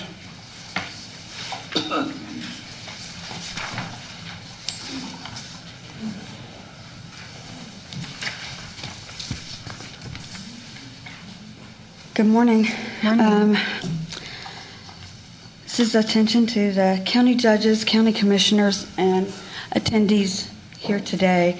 I address you today regarding your failures of leadership and failures to protect the fundamental rights of the citizens of Tarrant County in this great state of Texas. We, the people, have called, emailed, protested, shown up to school board and council meetings and committee hearings, and with one voice, we demand that you preserve and protect our freedoms by adhering to your oaths of office. We have determined that if you are not standing up for our freedoms, then therefore you are part of the problem. You've had ample opportunity to address election integrity issues over the past year and have stood by and done nothing. How have you failed the citizens how else have you failed the citizens over the past year? You stood by while tyrants attacked our most basic rights to live and work freely, using fear and tyranny to lock us in our homes and attack our rights to bodily autonomy. You stood by while jobs, schools, weddings, funerals, reunions, festivals, concerts, and football games were shut down, yet thousands freely marched and rioted in streets, as was their right, but apparently not law-abiding citizens' rights. You stood by while our kids were deprived of their education, muzzled and abused by political pseudoscience, and school board meetings were cut short because parents came in to protest mask mandates. You stood by while small businesses were shattered. Meanwhile, Amazon and Uber Eats made record profits. You stood by while legislation allowing hospitals to make end-of-life decisions for patients was passed, thereby removing any authority of the patient or designated caregivers to make decisions for patients' well-being. You stood by while people were not allowed to visit their loved ones at long-term care centers and nursing homes. Many were sick and died alone. You stood by while some Texans remain not allowed to petition their government or redress their grievances in person due to requirements to test or wear masks to enter places of local government. You stood by while Texans were fired for not taking experimental gene therapy or who have been coerced to take it and suffered lifelong injuries or even death. You stood by as occupancy, mask, and vaccine mandates from rogue officials and corporations across this state turned a blind eye and deaf ear to actual science and continue to do so today. You stood by while certain businesses were targeted by agents from the TABC and then lawfared for using their constitutional rights to fight back. You stood by while lockdowns closed almost half of our small businesses for good. You stood by while countless officials who swore to uphold our constitutional freedoms labeled freedom-minded Texas as conspiracy theorists because they dared to question absolute, serious, clear-as-day security issues in the November 3rd, 2020 election in Tarrant County. You stood by while our Secretary of State broke federal and state laws and allowed us to vote on election machines that have not been certified since 2017. These same uncertified machines are in service today. Reminder, we have an election in the coming weeks. It will be fraudulent. If those same machines are used, you have been informed and it is now on record. Thank you. Mr. Bucher.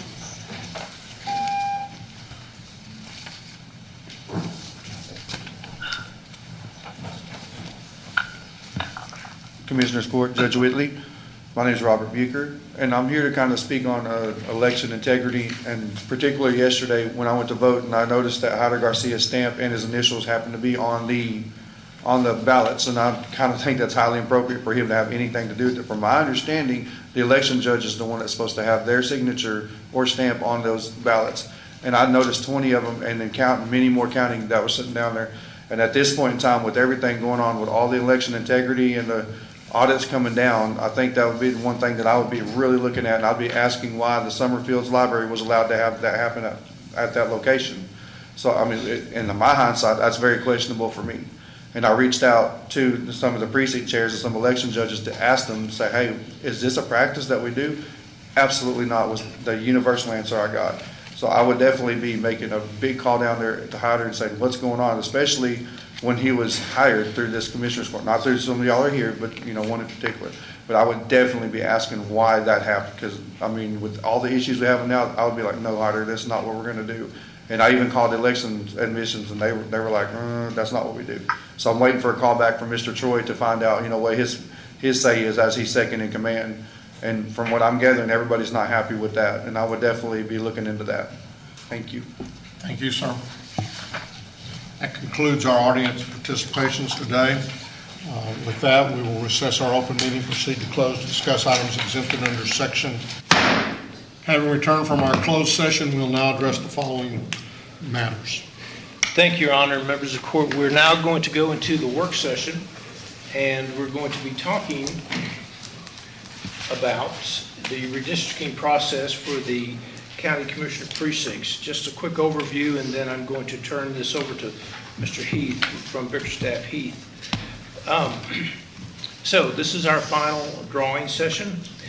We already had one drawing session earlier, and we had 5 town hall meetings, one in each of the precincts, and there was an additional one in precinct 2. At that point, individuals were shown the maps, the current map, and a presentation was made at all of them, and talking about the distribution and the percentage of deviation as far as population is concerned. And we had some comments. I think Bob might go into them a little bit more than I will, but generally the comments were that the precincts as drawn should remain the same. Mr. Heath.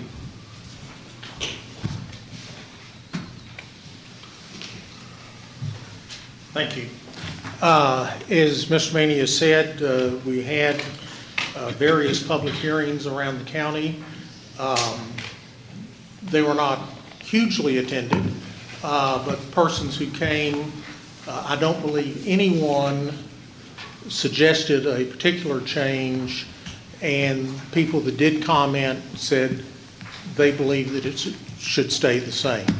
And so what we are here today is for a drawing session. If the court wants to do that, Mr. Arsenault, one of our GIS people, is there in Austin, and is what you're seeing is his screen.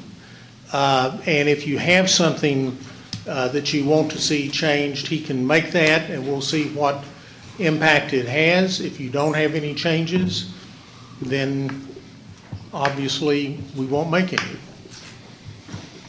But that's up to the court, members of the court.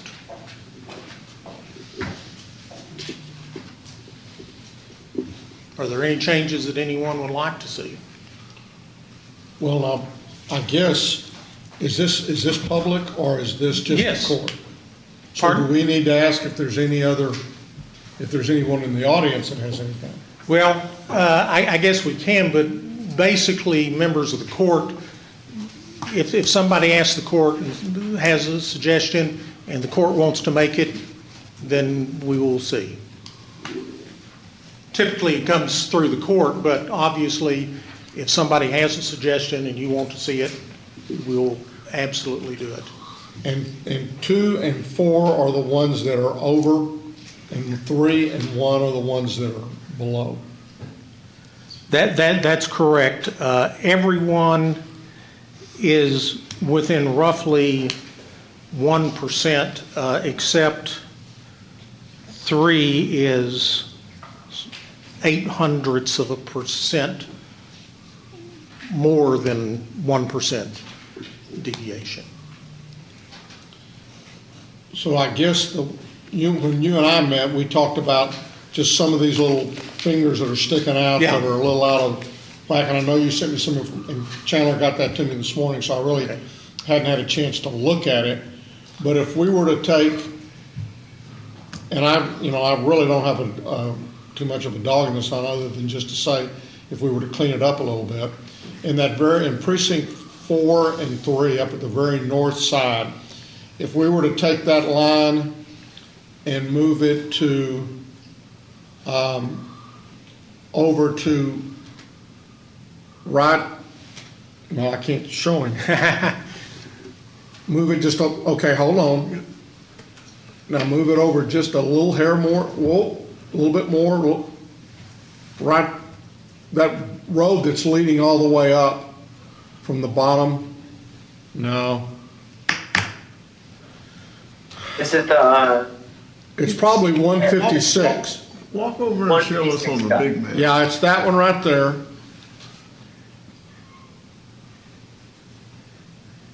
Hold on a second, Yep, and then just kind of take it up, yeah, just like that. Nope, too much. Right there. okay. What does that, Cameron, how many people are in there? Or what does it do to the deviation?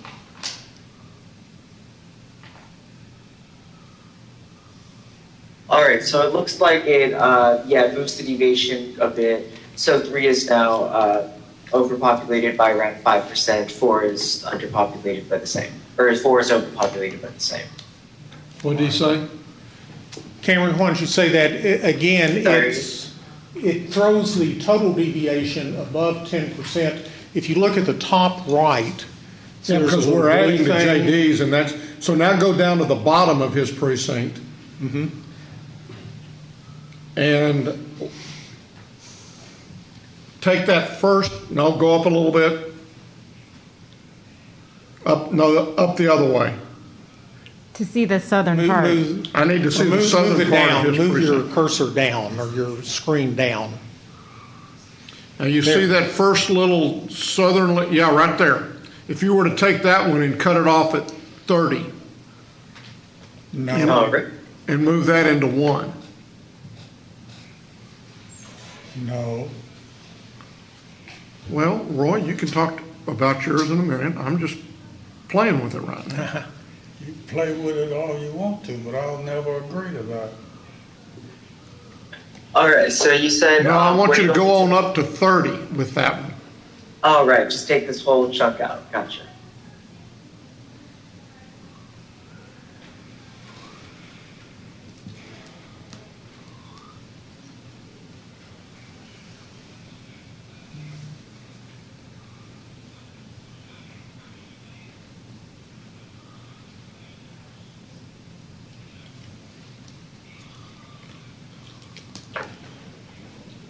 It's a little bit more than, yeah, if you can figure out a way to cut it at 30, then that would have been where I would have. Is there a census block that's above 30? Is that why you can't do it? Or? Yeah, the precinct crosses I-30. So if I removed it, it would look like, it would be like that. Okay, what is that? Let's see. But I'll go ahead and assign this so far.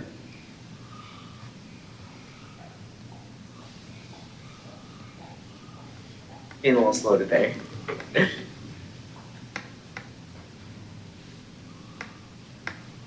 All right, there we go. So doing that brings 4, that makes 4 about even. So now 1 is slightly overpopulated, 3 is still slightly underpopulated. And your total deviation is 11 point? Total deviation 11.69, yes. Yeah.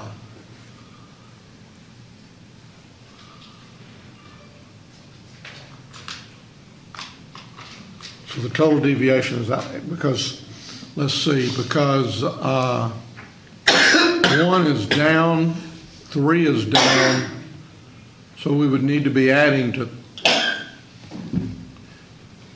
Right, and the deviation, of course, where you see the red and the green is the deviation for each commissioner precinct, and at the top right, that blue square is the total deviation.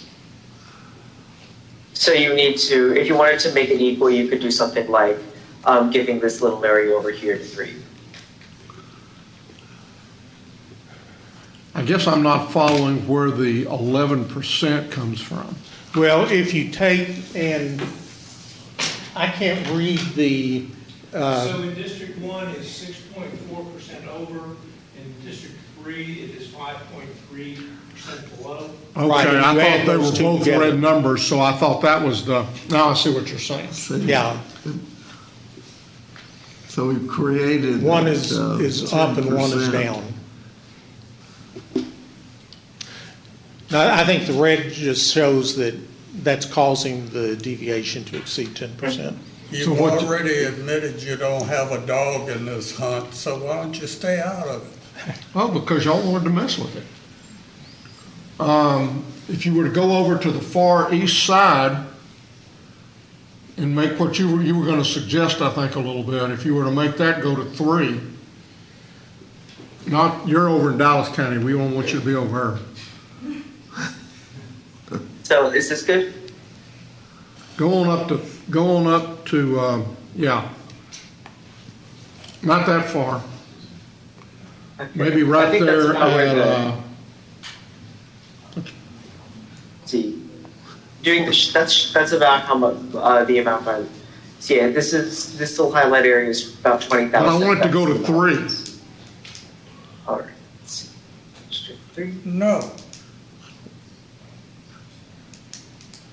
I'm not sure. Those are African American Democratic neighborhoods. No. You still hadn't put it in 3. There you go. Yeah. There you go. So now the deviation is 4.23%, so it would be under. So where does that? Let me know if there are any areas you'd like me to zoom in on.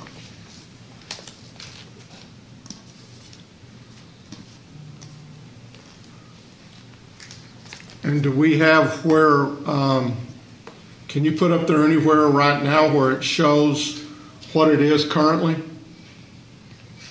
The red lines are the current benchmark districts. Yeah, but I'm looking So at the racial demographics as a percent of the total population. Do you have where it is right now? I can go ahead and pull up our report if you'd like real quick.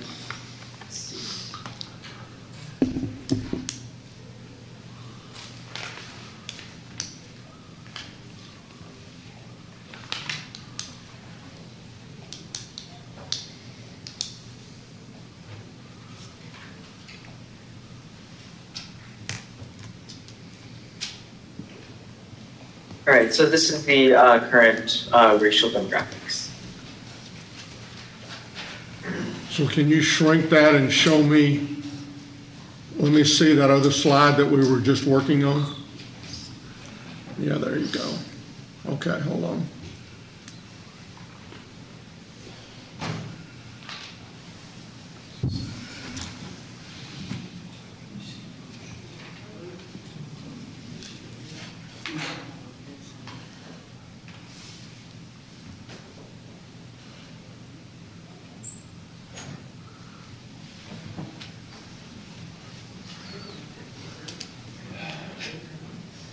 Which one is which? Are these the original numbers? The ones in the white are the original numbers. And so that says originally one had 33% Hispanic, and now it has 36.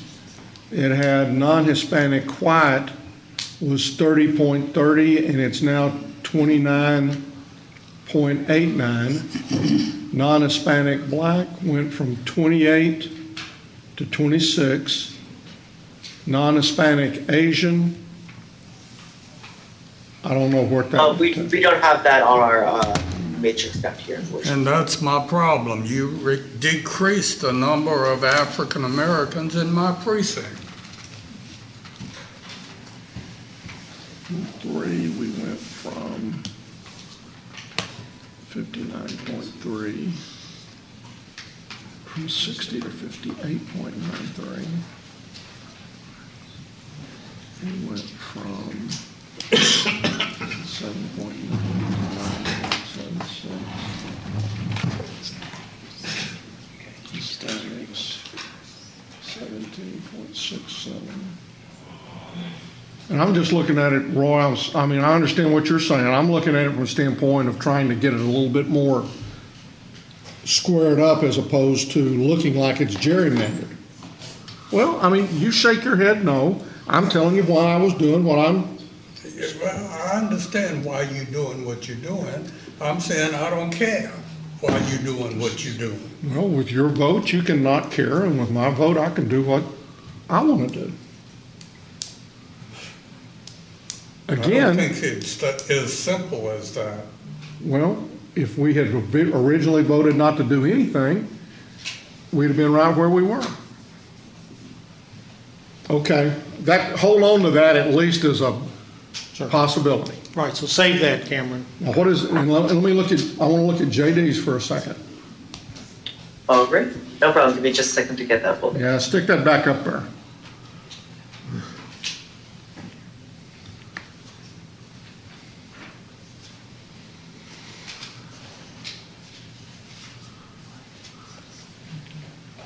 Can you, okay.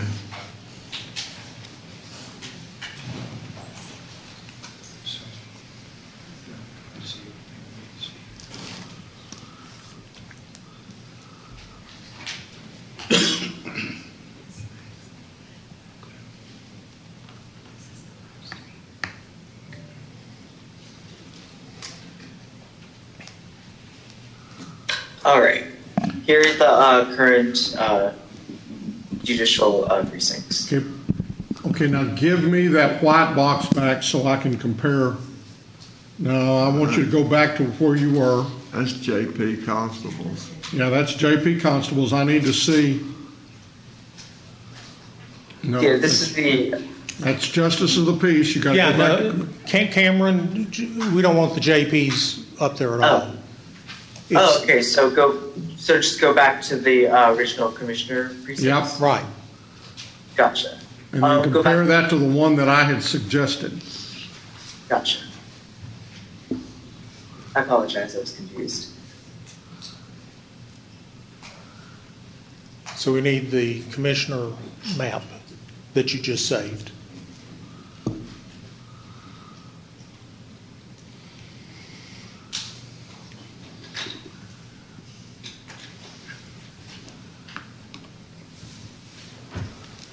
All right. There we go. Okay, Bob, are we back at the original map? I think the one that he had Before- is the original before- one as modified by Judge Whitley. The white inset that was up there was the original demographics. The demographics for the changed map that the judge worked out are on the bottom. Is that correct, Cameron? Yes, that's correct. This is the benchmark racial demographics for the current boundaries, and this is for what we just, the changes we just made is on the bottom. The white inset is the demographics for the original map. Everything else is the map has just changed in the last 10 minutes or so.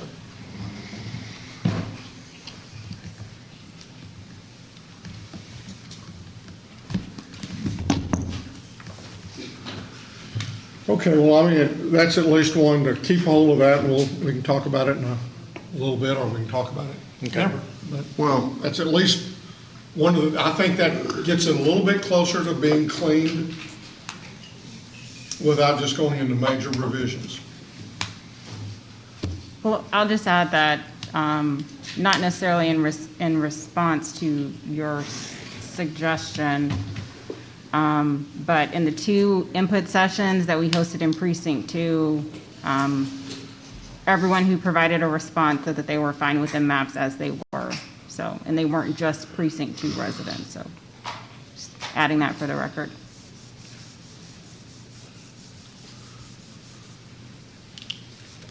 I don't know why there is, after all the discussions that we've had about the existing map, that all of a sudden there's this need to try to square things up and make it more. Well, I was the first one that met with Biggerstaff, and I made these suggestions when I met with him the first day. So, but you never talked with any of us about it. You never mentioned it in open session. This is the first time in open session that we've drawn these things, Roy. This is not the first drawing session that we've had, Glenn. Yeah.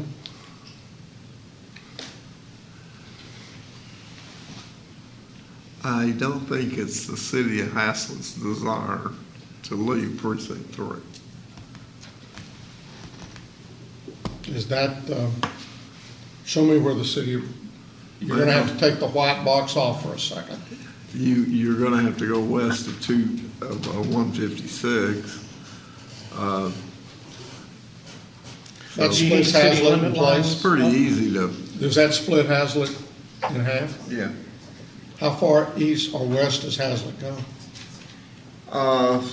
John Day Road, I believe, on the west, and to the east they go to 70 to 35. Well, you're right, you've got them on the west, on the. So Hazlet goes how far west of 156? Well, there's a road, well, that's 156. My precinct goes to 156 business. 287. 287 business. And most of that is Fort Worth. Okay? Do you want city limit lines on the map? Yeah. That would be helpful. Can you do that, Cameron? Sure thing. Put Haslett in there. And gerryman your way around it.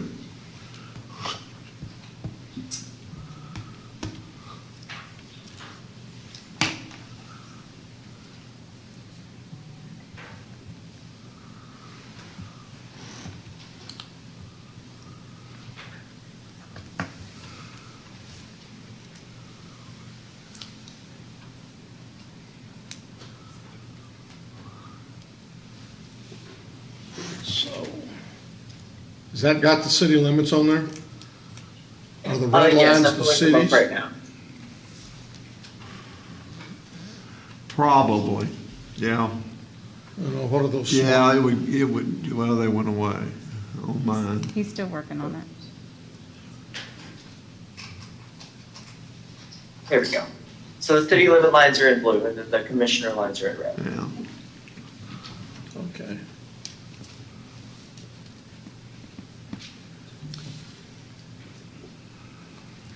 So if you went up there and picked up all of Hazlet,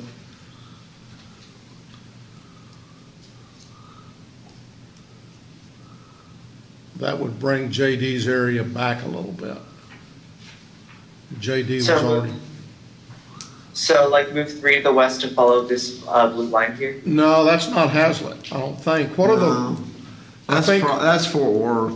You're gonna have to go over, I don't know what those little small, are those unincorporated areas? I believe There so. are yes. some unincorporated Yeah. areas, yeah.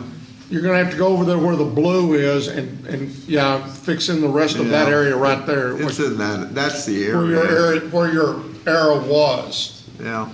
Do you see just to the left of the blue, right in there? I think that's what you're saying, Jim? Yeah. Well, I think that's Fort Worth. No, not that. You're gonna have to just, you know what you're doing.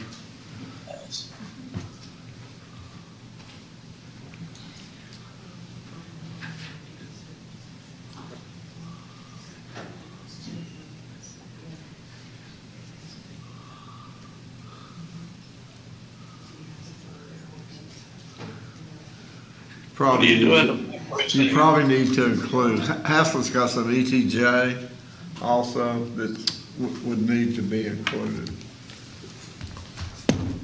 I think that block that you missed is part of their ETJ.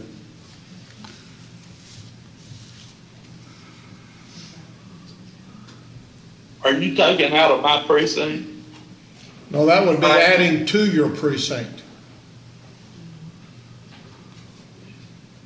I want to take some out. I want to put Haltom City in precinct 3. Yeah, but if you do that, there's gonna be a lot more you're gonna have to add someplace else because Haltom City is such a big. About Haslett. Go back to enlarging that and I'll show you where JD's, where I think it is. You see 287 leaving Tarrant County going into Wise? Yeah. Okay, there's a red line. That's where JD, I think that's That's where he your currently is. Huh? That's where he currently is. That's where he currently is. That's correct. He has everything to the west of that line. But now because if you take Haltom City out of there now, you're going to be, you were already he was already short. Oh, in that scenario. Put Haltom City over there and let me have Haslett. All right, I can do that. No deal. I'll pull back up.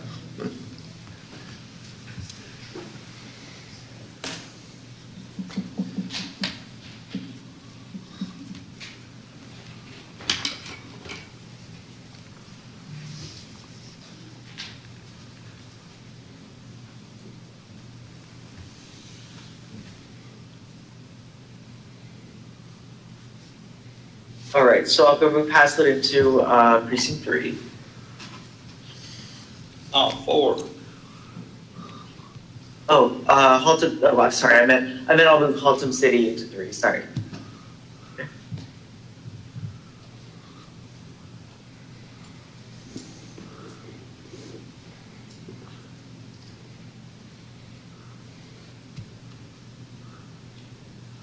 Yeah, but now we're what, 14,000, 15,000 deviation? I guess that doesn't constitute a.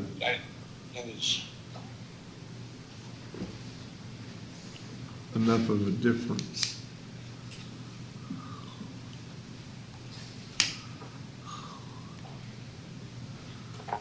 He hadn't moved that over, I don't think yet.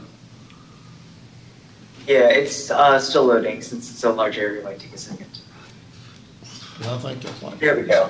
All right, so these. I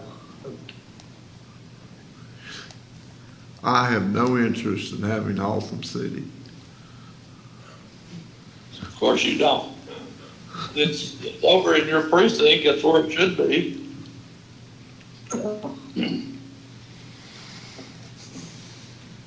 So now, do you want me to go ahead and move some of this area, like Haslett, Northern, Fort Worth, back into 4?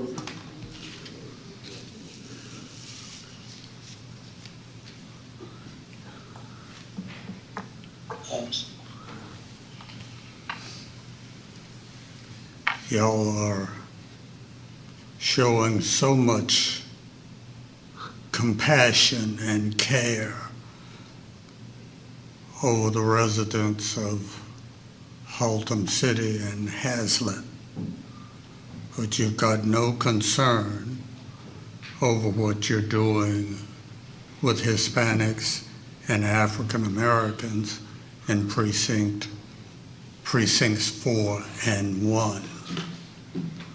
The map that Judge Whitley has proposed. Roy? Dramatically decreases the Hispanic population in precinct 4. It cracks that population and puts it into precinct 1, which is a voting rights problem. It also decreases. You're packing Hispanics into 1 and cracking them out of 4, and you're decreasing the African American population in 1. These are problems. You might not care about them, but I care deeply about them. As do I. And Roy, I guess I would say, you say dramatically, I think we were talking about 2%, 3% Hispanic, and I don't think we were talking about 1 or 2% in the black. No. That's hardly the case. You haven't looked at the numbers for precinct 4 under your new scenario, so you can't even speak to that. It has not been shown on the screen. On this scenario. It was shown on mine. So the demographics for the districts as they currently are down here right now.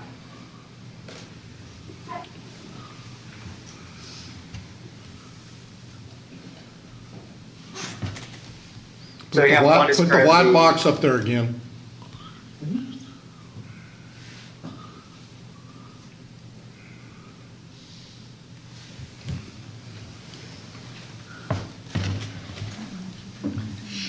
You can see that. So the black population went from 28 to 26.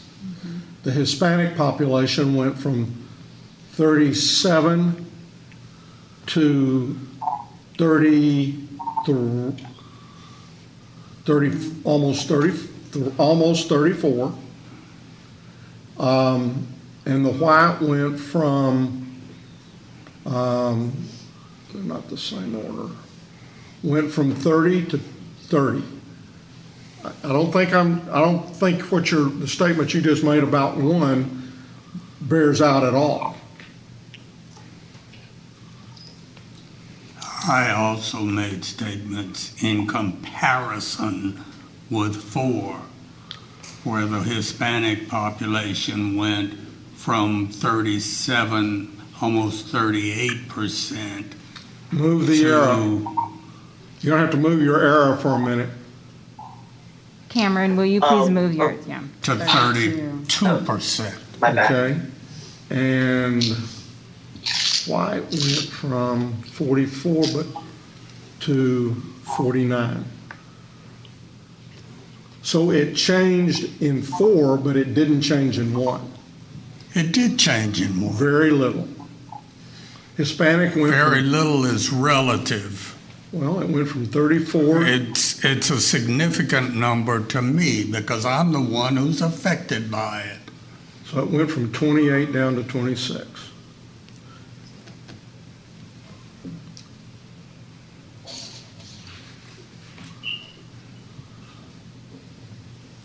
Is the minority number basically, we don't have the minority number that you're showing at the bottom doesn't reflect in the top white box, is that correct? That's correct. So you have to look at the individuals by individual. So 37 to 34, black 28 to 26,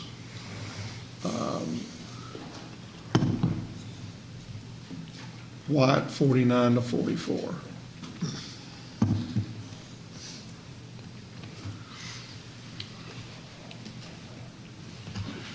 What is it? Let's look at 3 again because we made some changes there.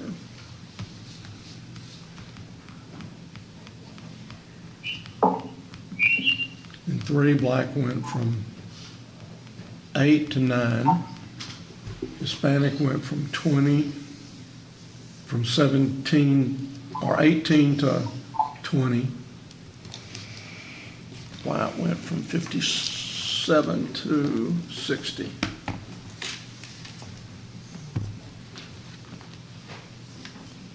To 36 to 36. 23 to 23. Hispanic went from 28 to 37.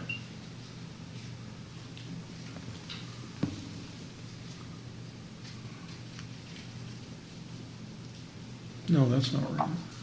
Hispanic went from, it didn't change at all, 28 to 28. What are you talking about? I'm looking at precinct number 2. And the Number white, 2? Number 2. White went from 36.7 and it stayed at 36.7. Black went from 23 and it stayed at 23. Well, because we hadn't changed anything in 2. That's the reason it hadn't changed. We hadn't changed anything. We haven't moved any of the lines for each group. So 2 hadn't changed at all. Still concerned about voters of color in our county, though. So that's why I echo Commissioner Brooks's concerns.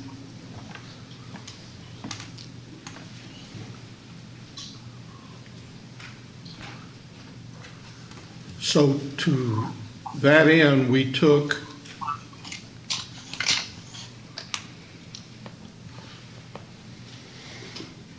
people of color and we put, I guess, a little bit higher percentage in 1 and a little bit lower percentage in 4. People of color are not interchangeable as a category. You've got Hispanics and you've got black people. And you can't lump them all together and say, because we ended up with substantially similar numbers of people of color, that the Hispanic numbers, that changing the Hispanic numbers is not significant, because it is, and changing the black numbers is also significant. You can't lump it all together and call it people of color and say we're good.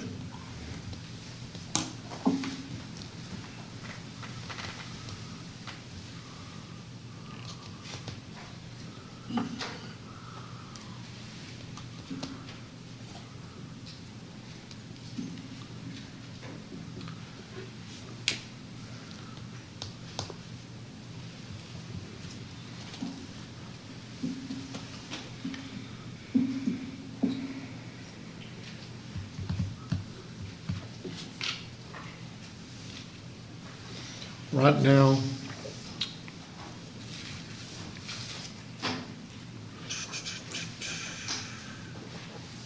one is the highest now.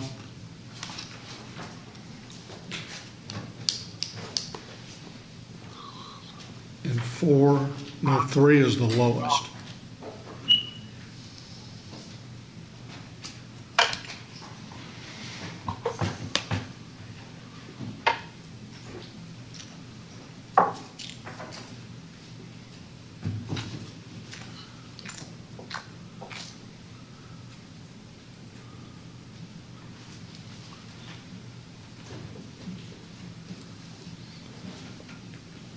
So Roy, if we were taking some away from your area, what would you say, which one would you be saying need to be taken away? The Hispanic part or where is your growth occurring? If you're looking at and thinking over the next 10 years, where do you think the growth is going to occur in the county? You can eliminate that box or just.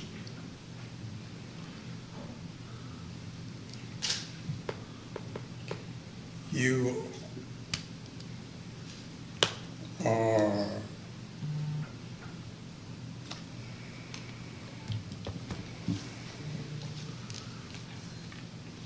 I would say by decreasing the black population,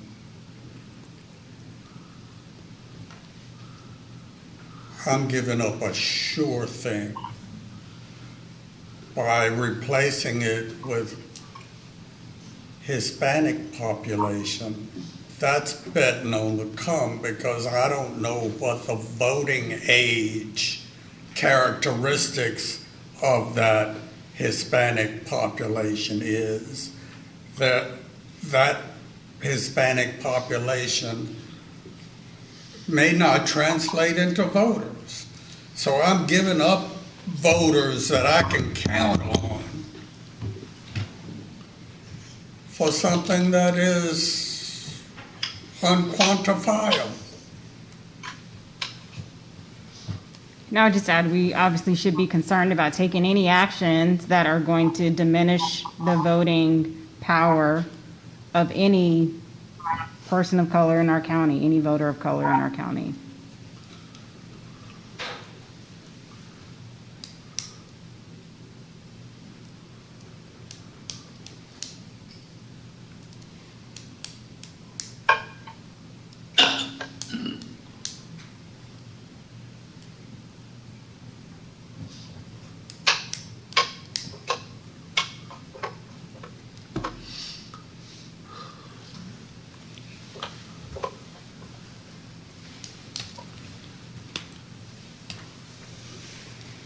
And to be perfectly frank about it, the margins in Precinct 1 are thin enough as it is. It's 6-7%.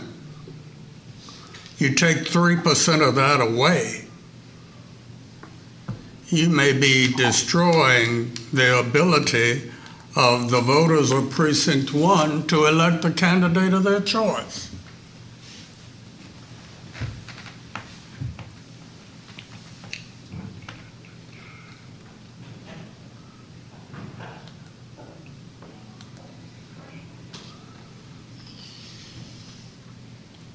What did you win by the last time you ran? Me? No, Roy.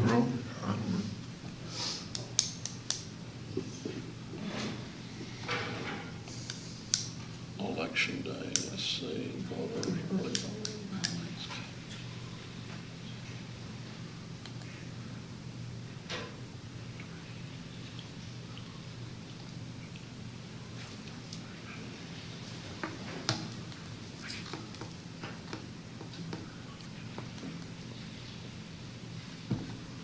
Last time you ran was in 2020, Roy? Correct.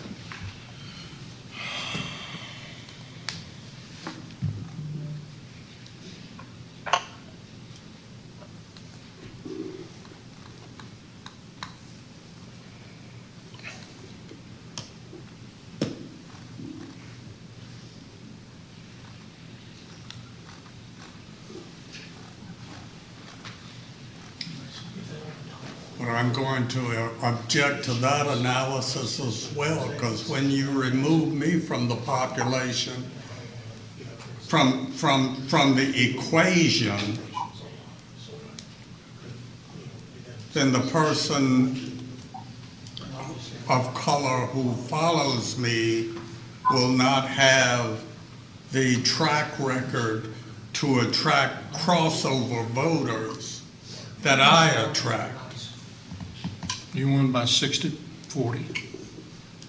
61. 60% for Roy, 40% for Lozano. And 3 or 4% of that was crossover voters. So that would have made it 56-44.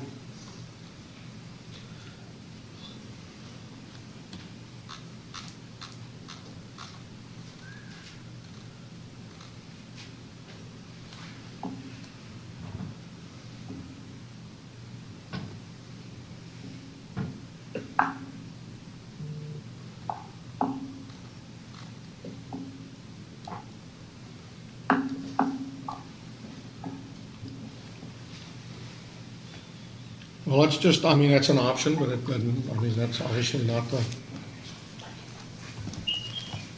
from that perspective, it's just an option.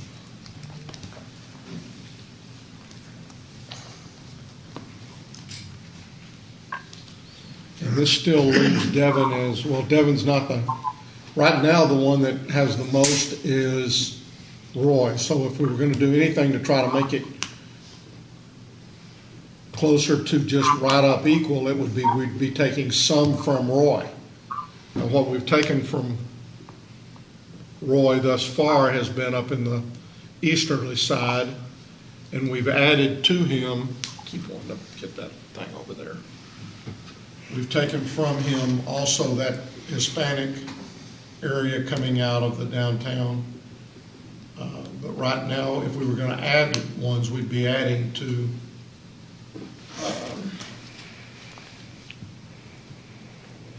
3 and 4.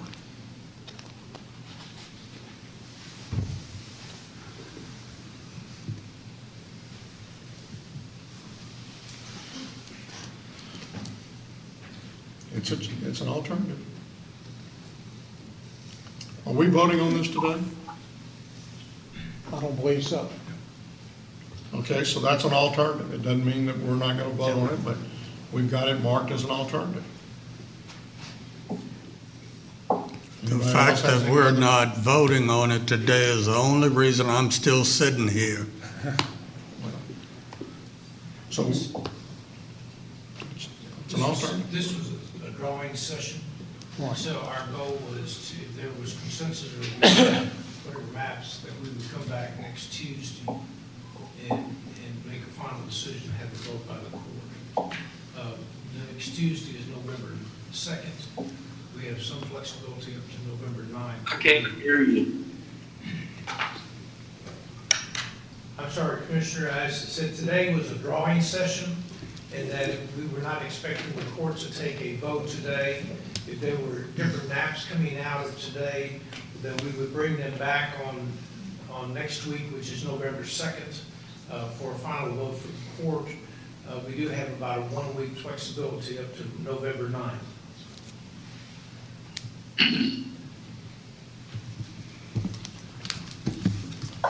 I don't want to change 3B1 or 2.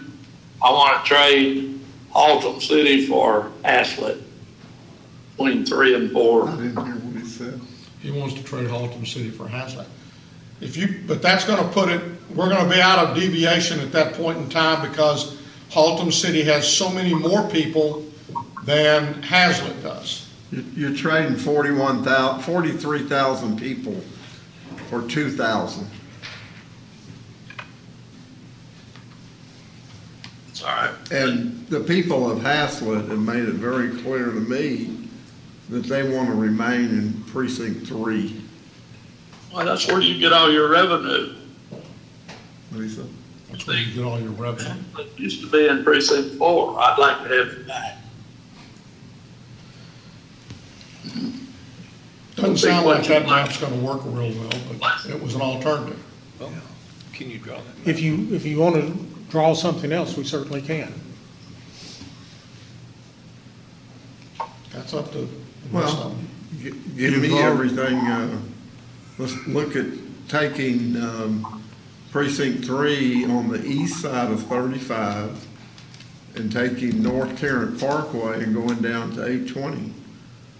Or going going down to 820. That'll give me the top half of Haltom City.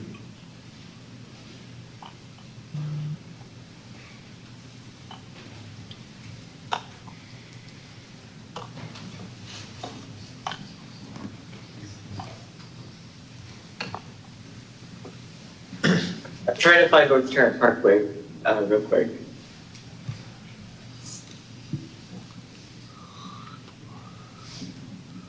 Would you like me to change the maps right now? I said from take I-35 west, this is all north, and then go to North Tarrant Parkway, which is up north. Keep going.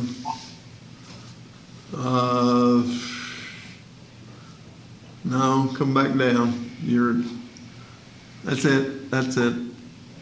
Oh, there we go. I see. Keep up, go up to the next, go up. Isn't that it? No, that's Heritage. Okay. Yeah, North Tarrant Parkway is right here. Yeah. Yeah, that's it. And see, would you like me to move the border of 3 west? Compared to what it is now, or move like... But that's not going to do anything but significantly increase you over 4. Yeah. 3, I already moved it to where 3 includes all of Haltom City. And then 4 includes all of Haslett and then a lot more of the upper part of Fort Worth. Well, it's about as absurd as trading Haslett for Haltom City. You just don't want your precinct touched, do you? Well, I mean, We're giving you everything else up there. I mean, do what?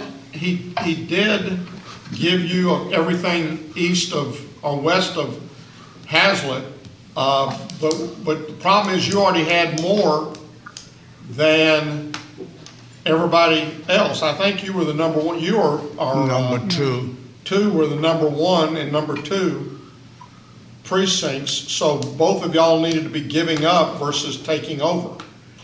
And giving up Haltom City is 43,000, 44,000, and that is way more than what you can afford to give up and still stay in deep. So that's why you would have to, if you give up Haltom City, I mean, we can go back down and add everything back in on the south side of the deal, but, and that might get it back in there.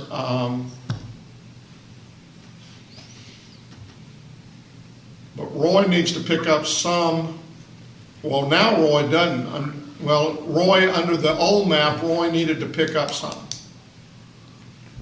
It was Under the current map, not the old map. 0.5% below ideal size. That is not significant.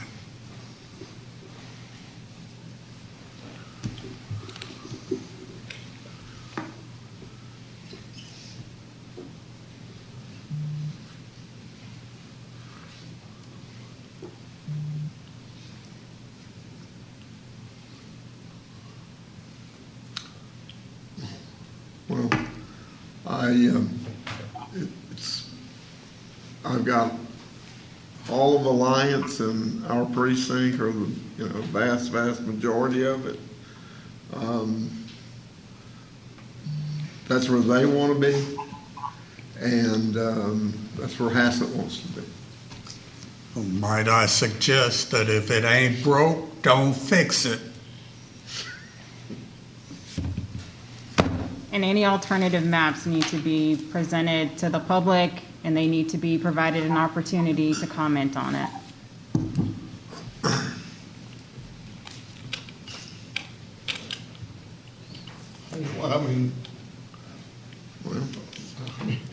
We could have settled this back in the very beginning and just said we were going to adopt what we had. We could have, but we didn't. So That's right. So I'm offering payback? up a suggestion.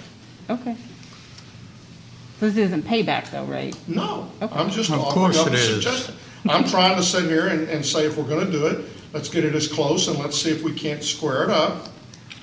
And that's what I'm suggesting. But we're not going to do that on the backs of voters of color. And if you look at that, we didn't on voters of color.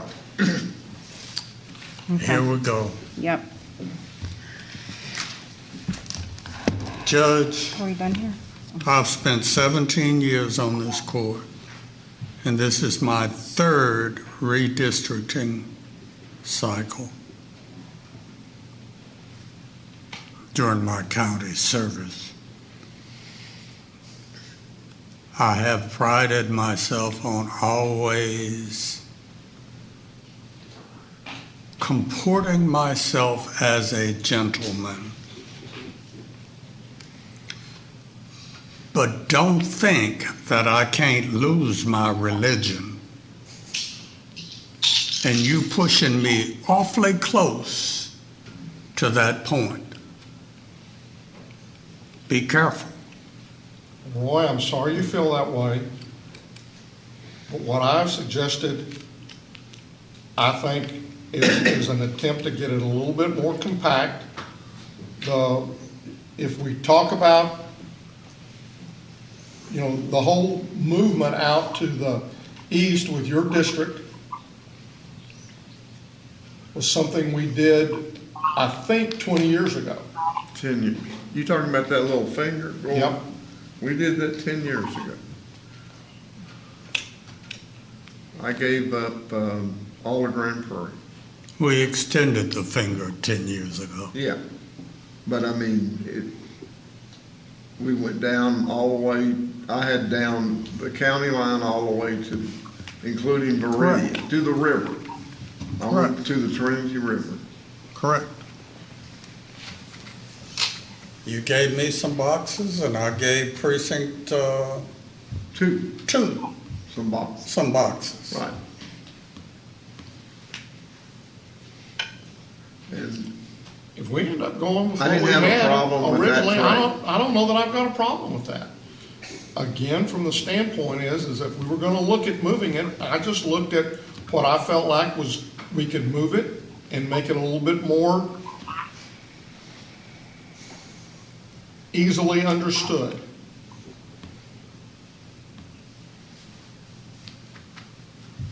Because I've had a lot of folks ask me questions as to why you go from all the way to the west, all the way to the east.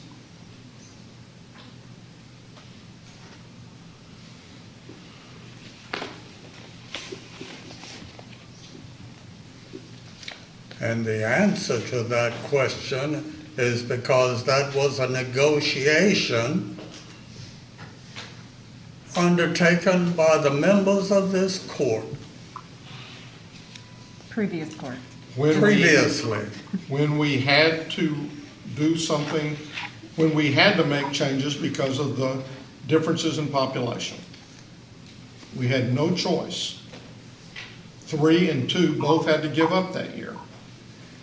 But now nobody has to give up or gain anything, so what's the point? Well, I've made that point before.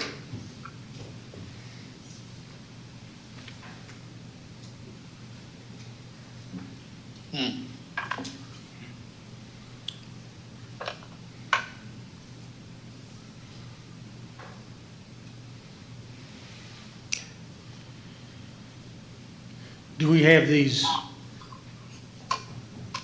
We have the one map that has been changed and then the original map. Do you have any other maps that have been proposed? No.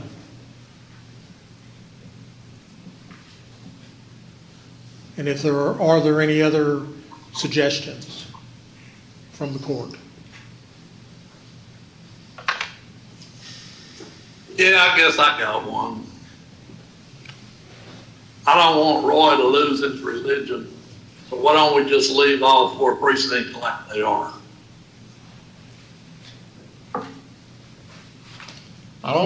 That's okay.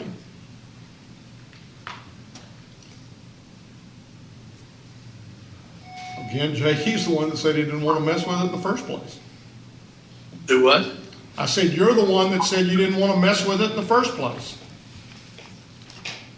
I'm the one that what? You're the one that voted against doing anything in the first place.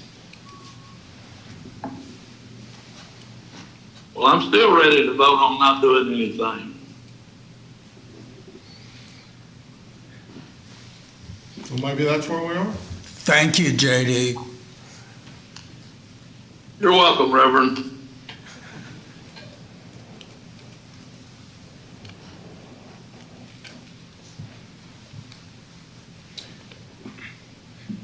So, you've had an opportunity to draw. Do you want to see both of these maps back next week, or do you want to see one? No.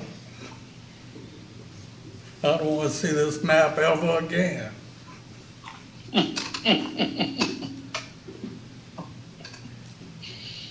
I'm fine with just seeing one map, just the way it was.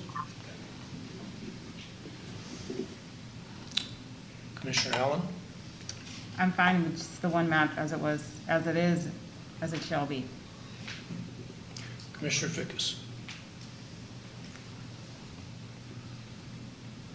Well, I guess we put Humpty Dumpty back together. Okay, thank you. That's my comment. Well, then it's our goal to have this up for a vote on the Commissioners' Court next Tuesday. And if other maps come in?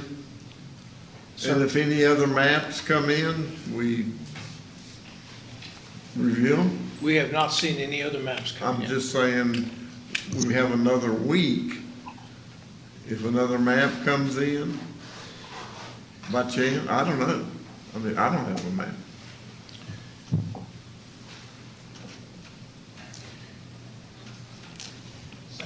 So, I think Bob's coming to address the question. okay, yeah, thank you, Bob. I think your guidelines that you adopted suggested the maps being proposed should be proposed by the last public hearing. That's now, Obviously, the court can consider anything it wants to, but I think that's what's in the guidelines. Is this the last public hearing? Yes, that's the last one that's scheduled, correct? That's correct. Okay.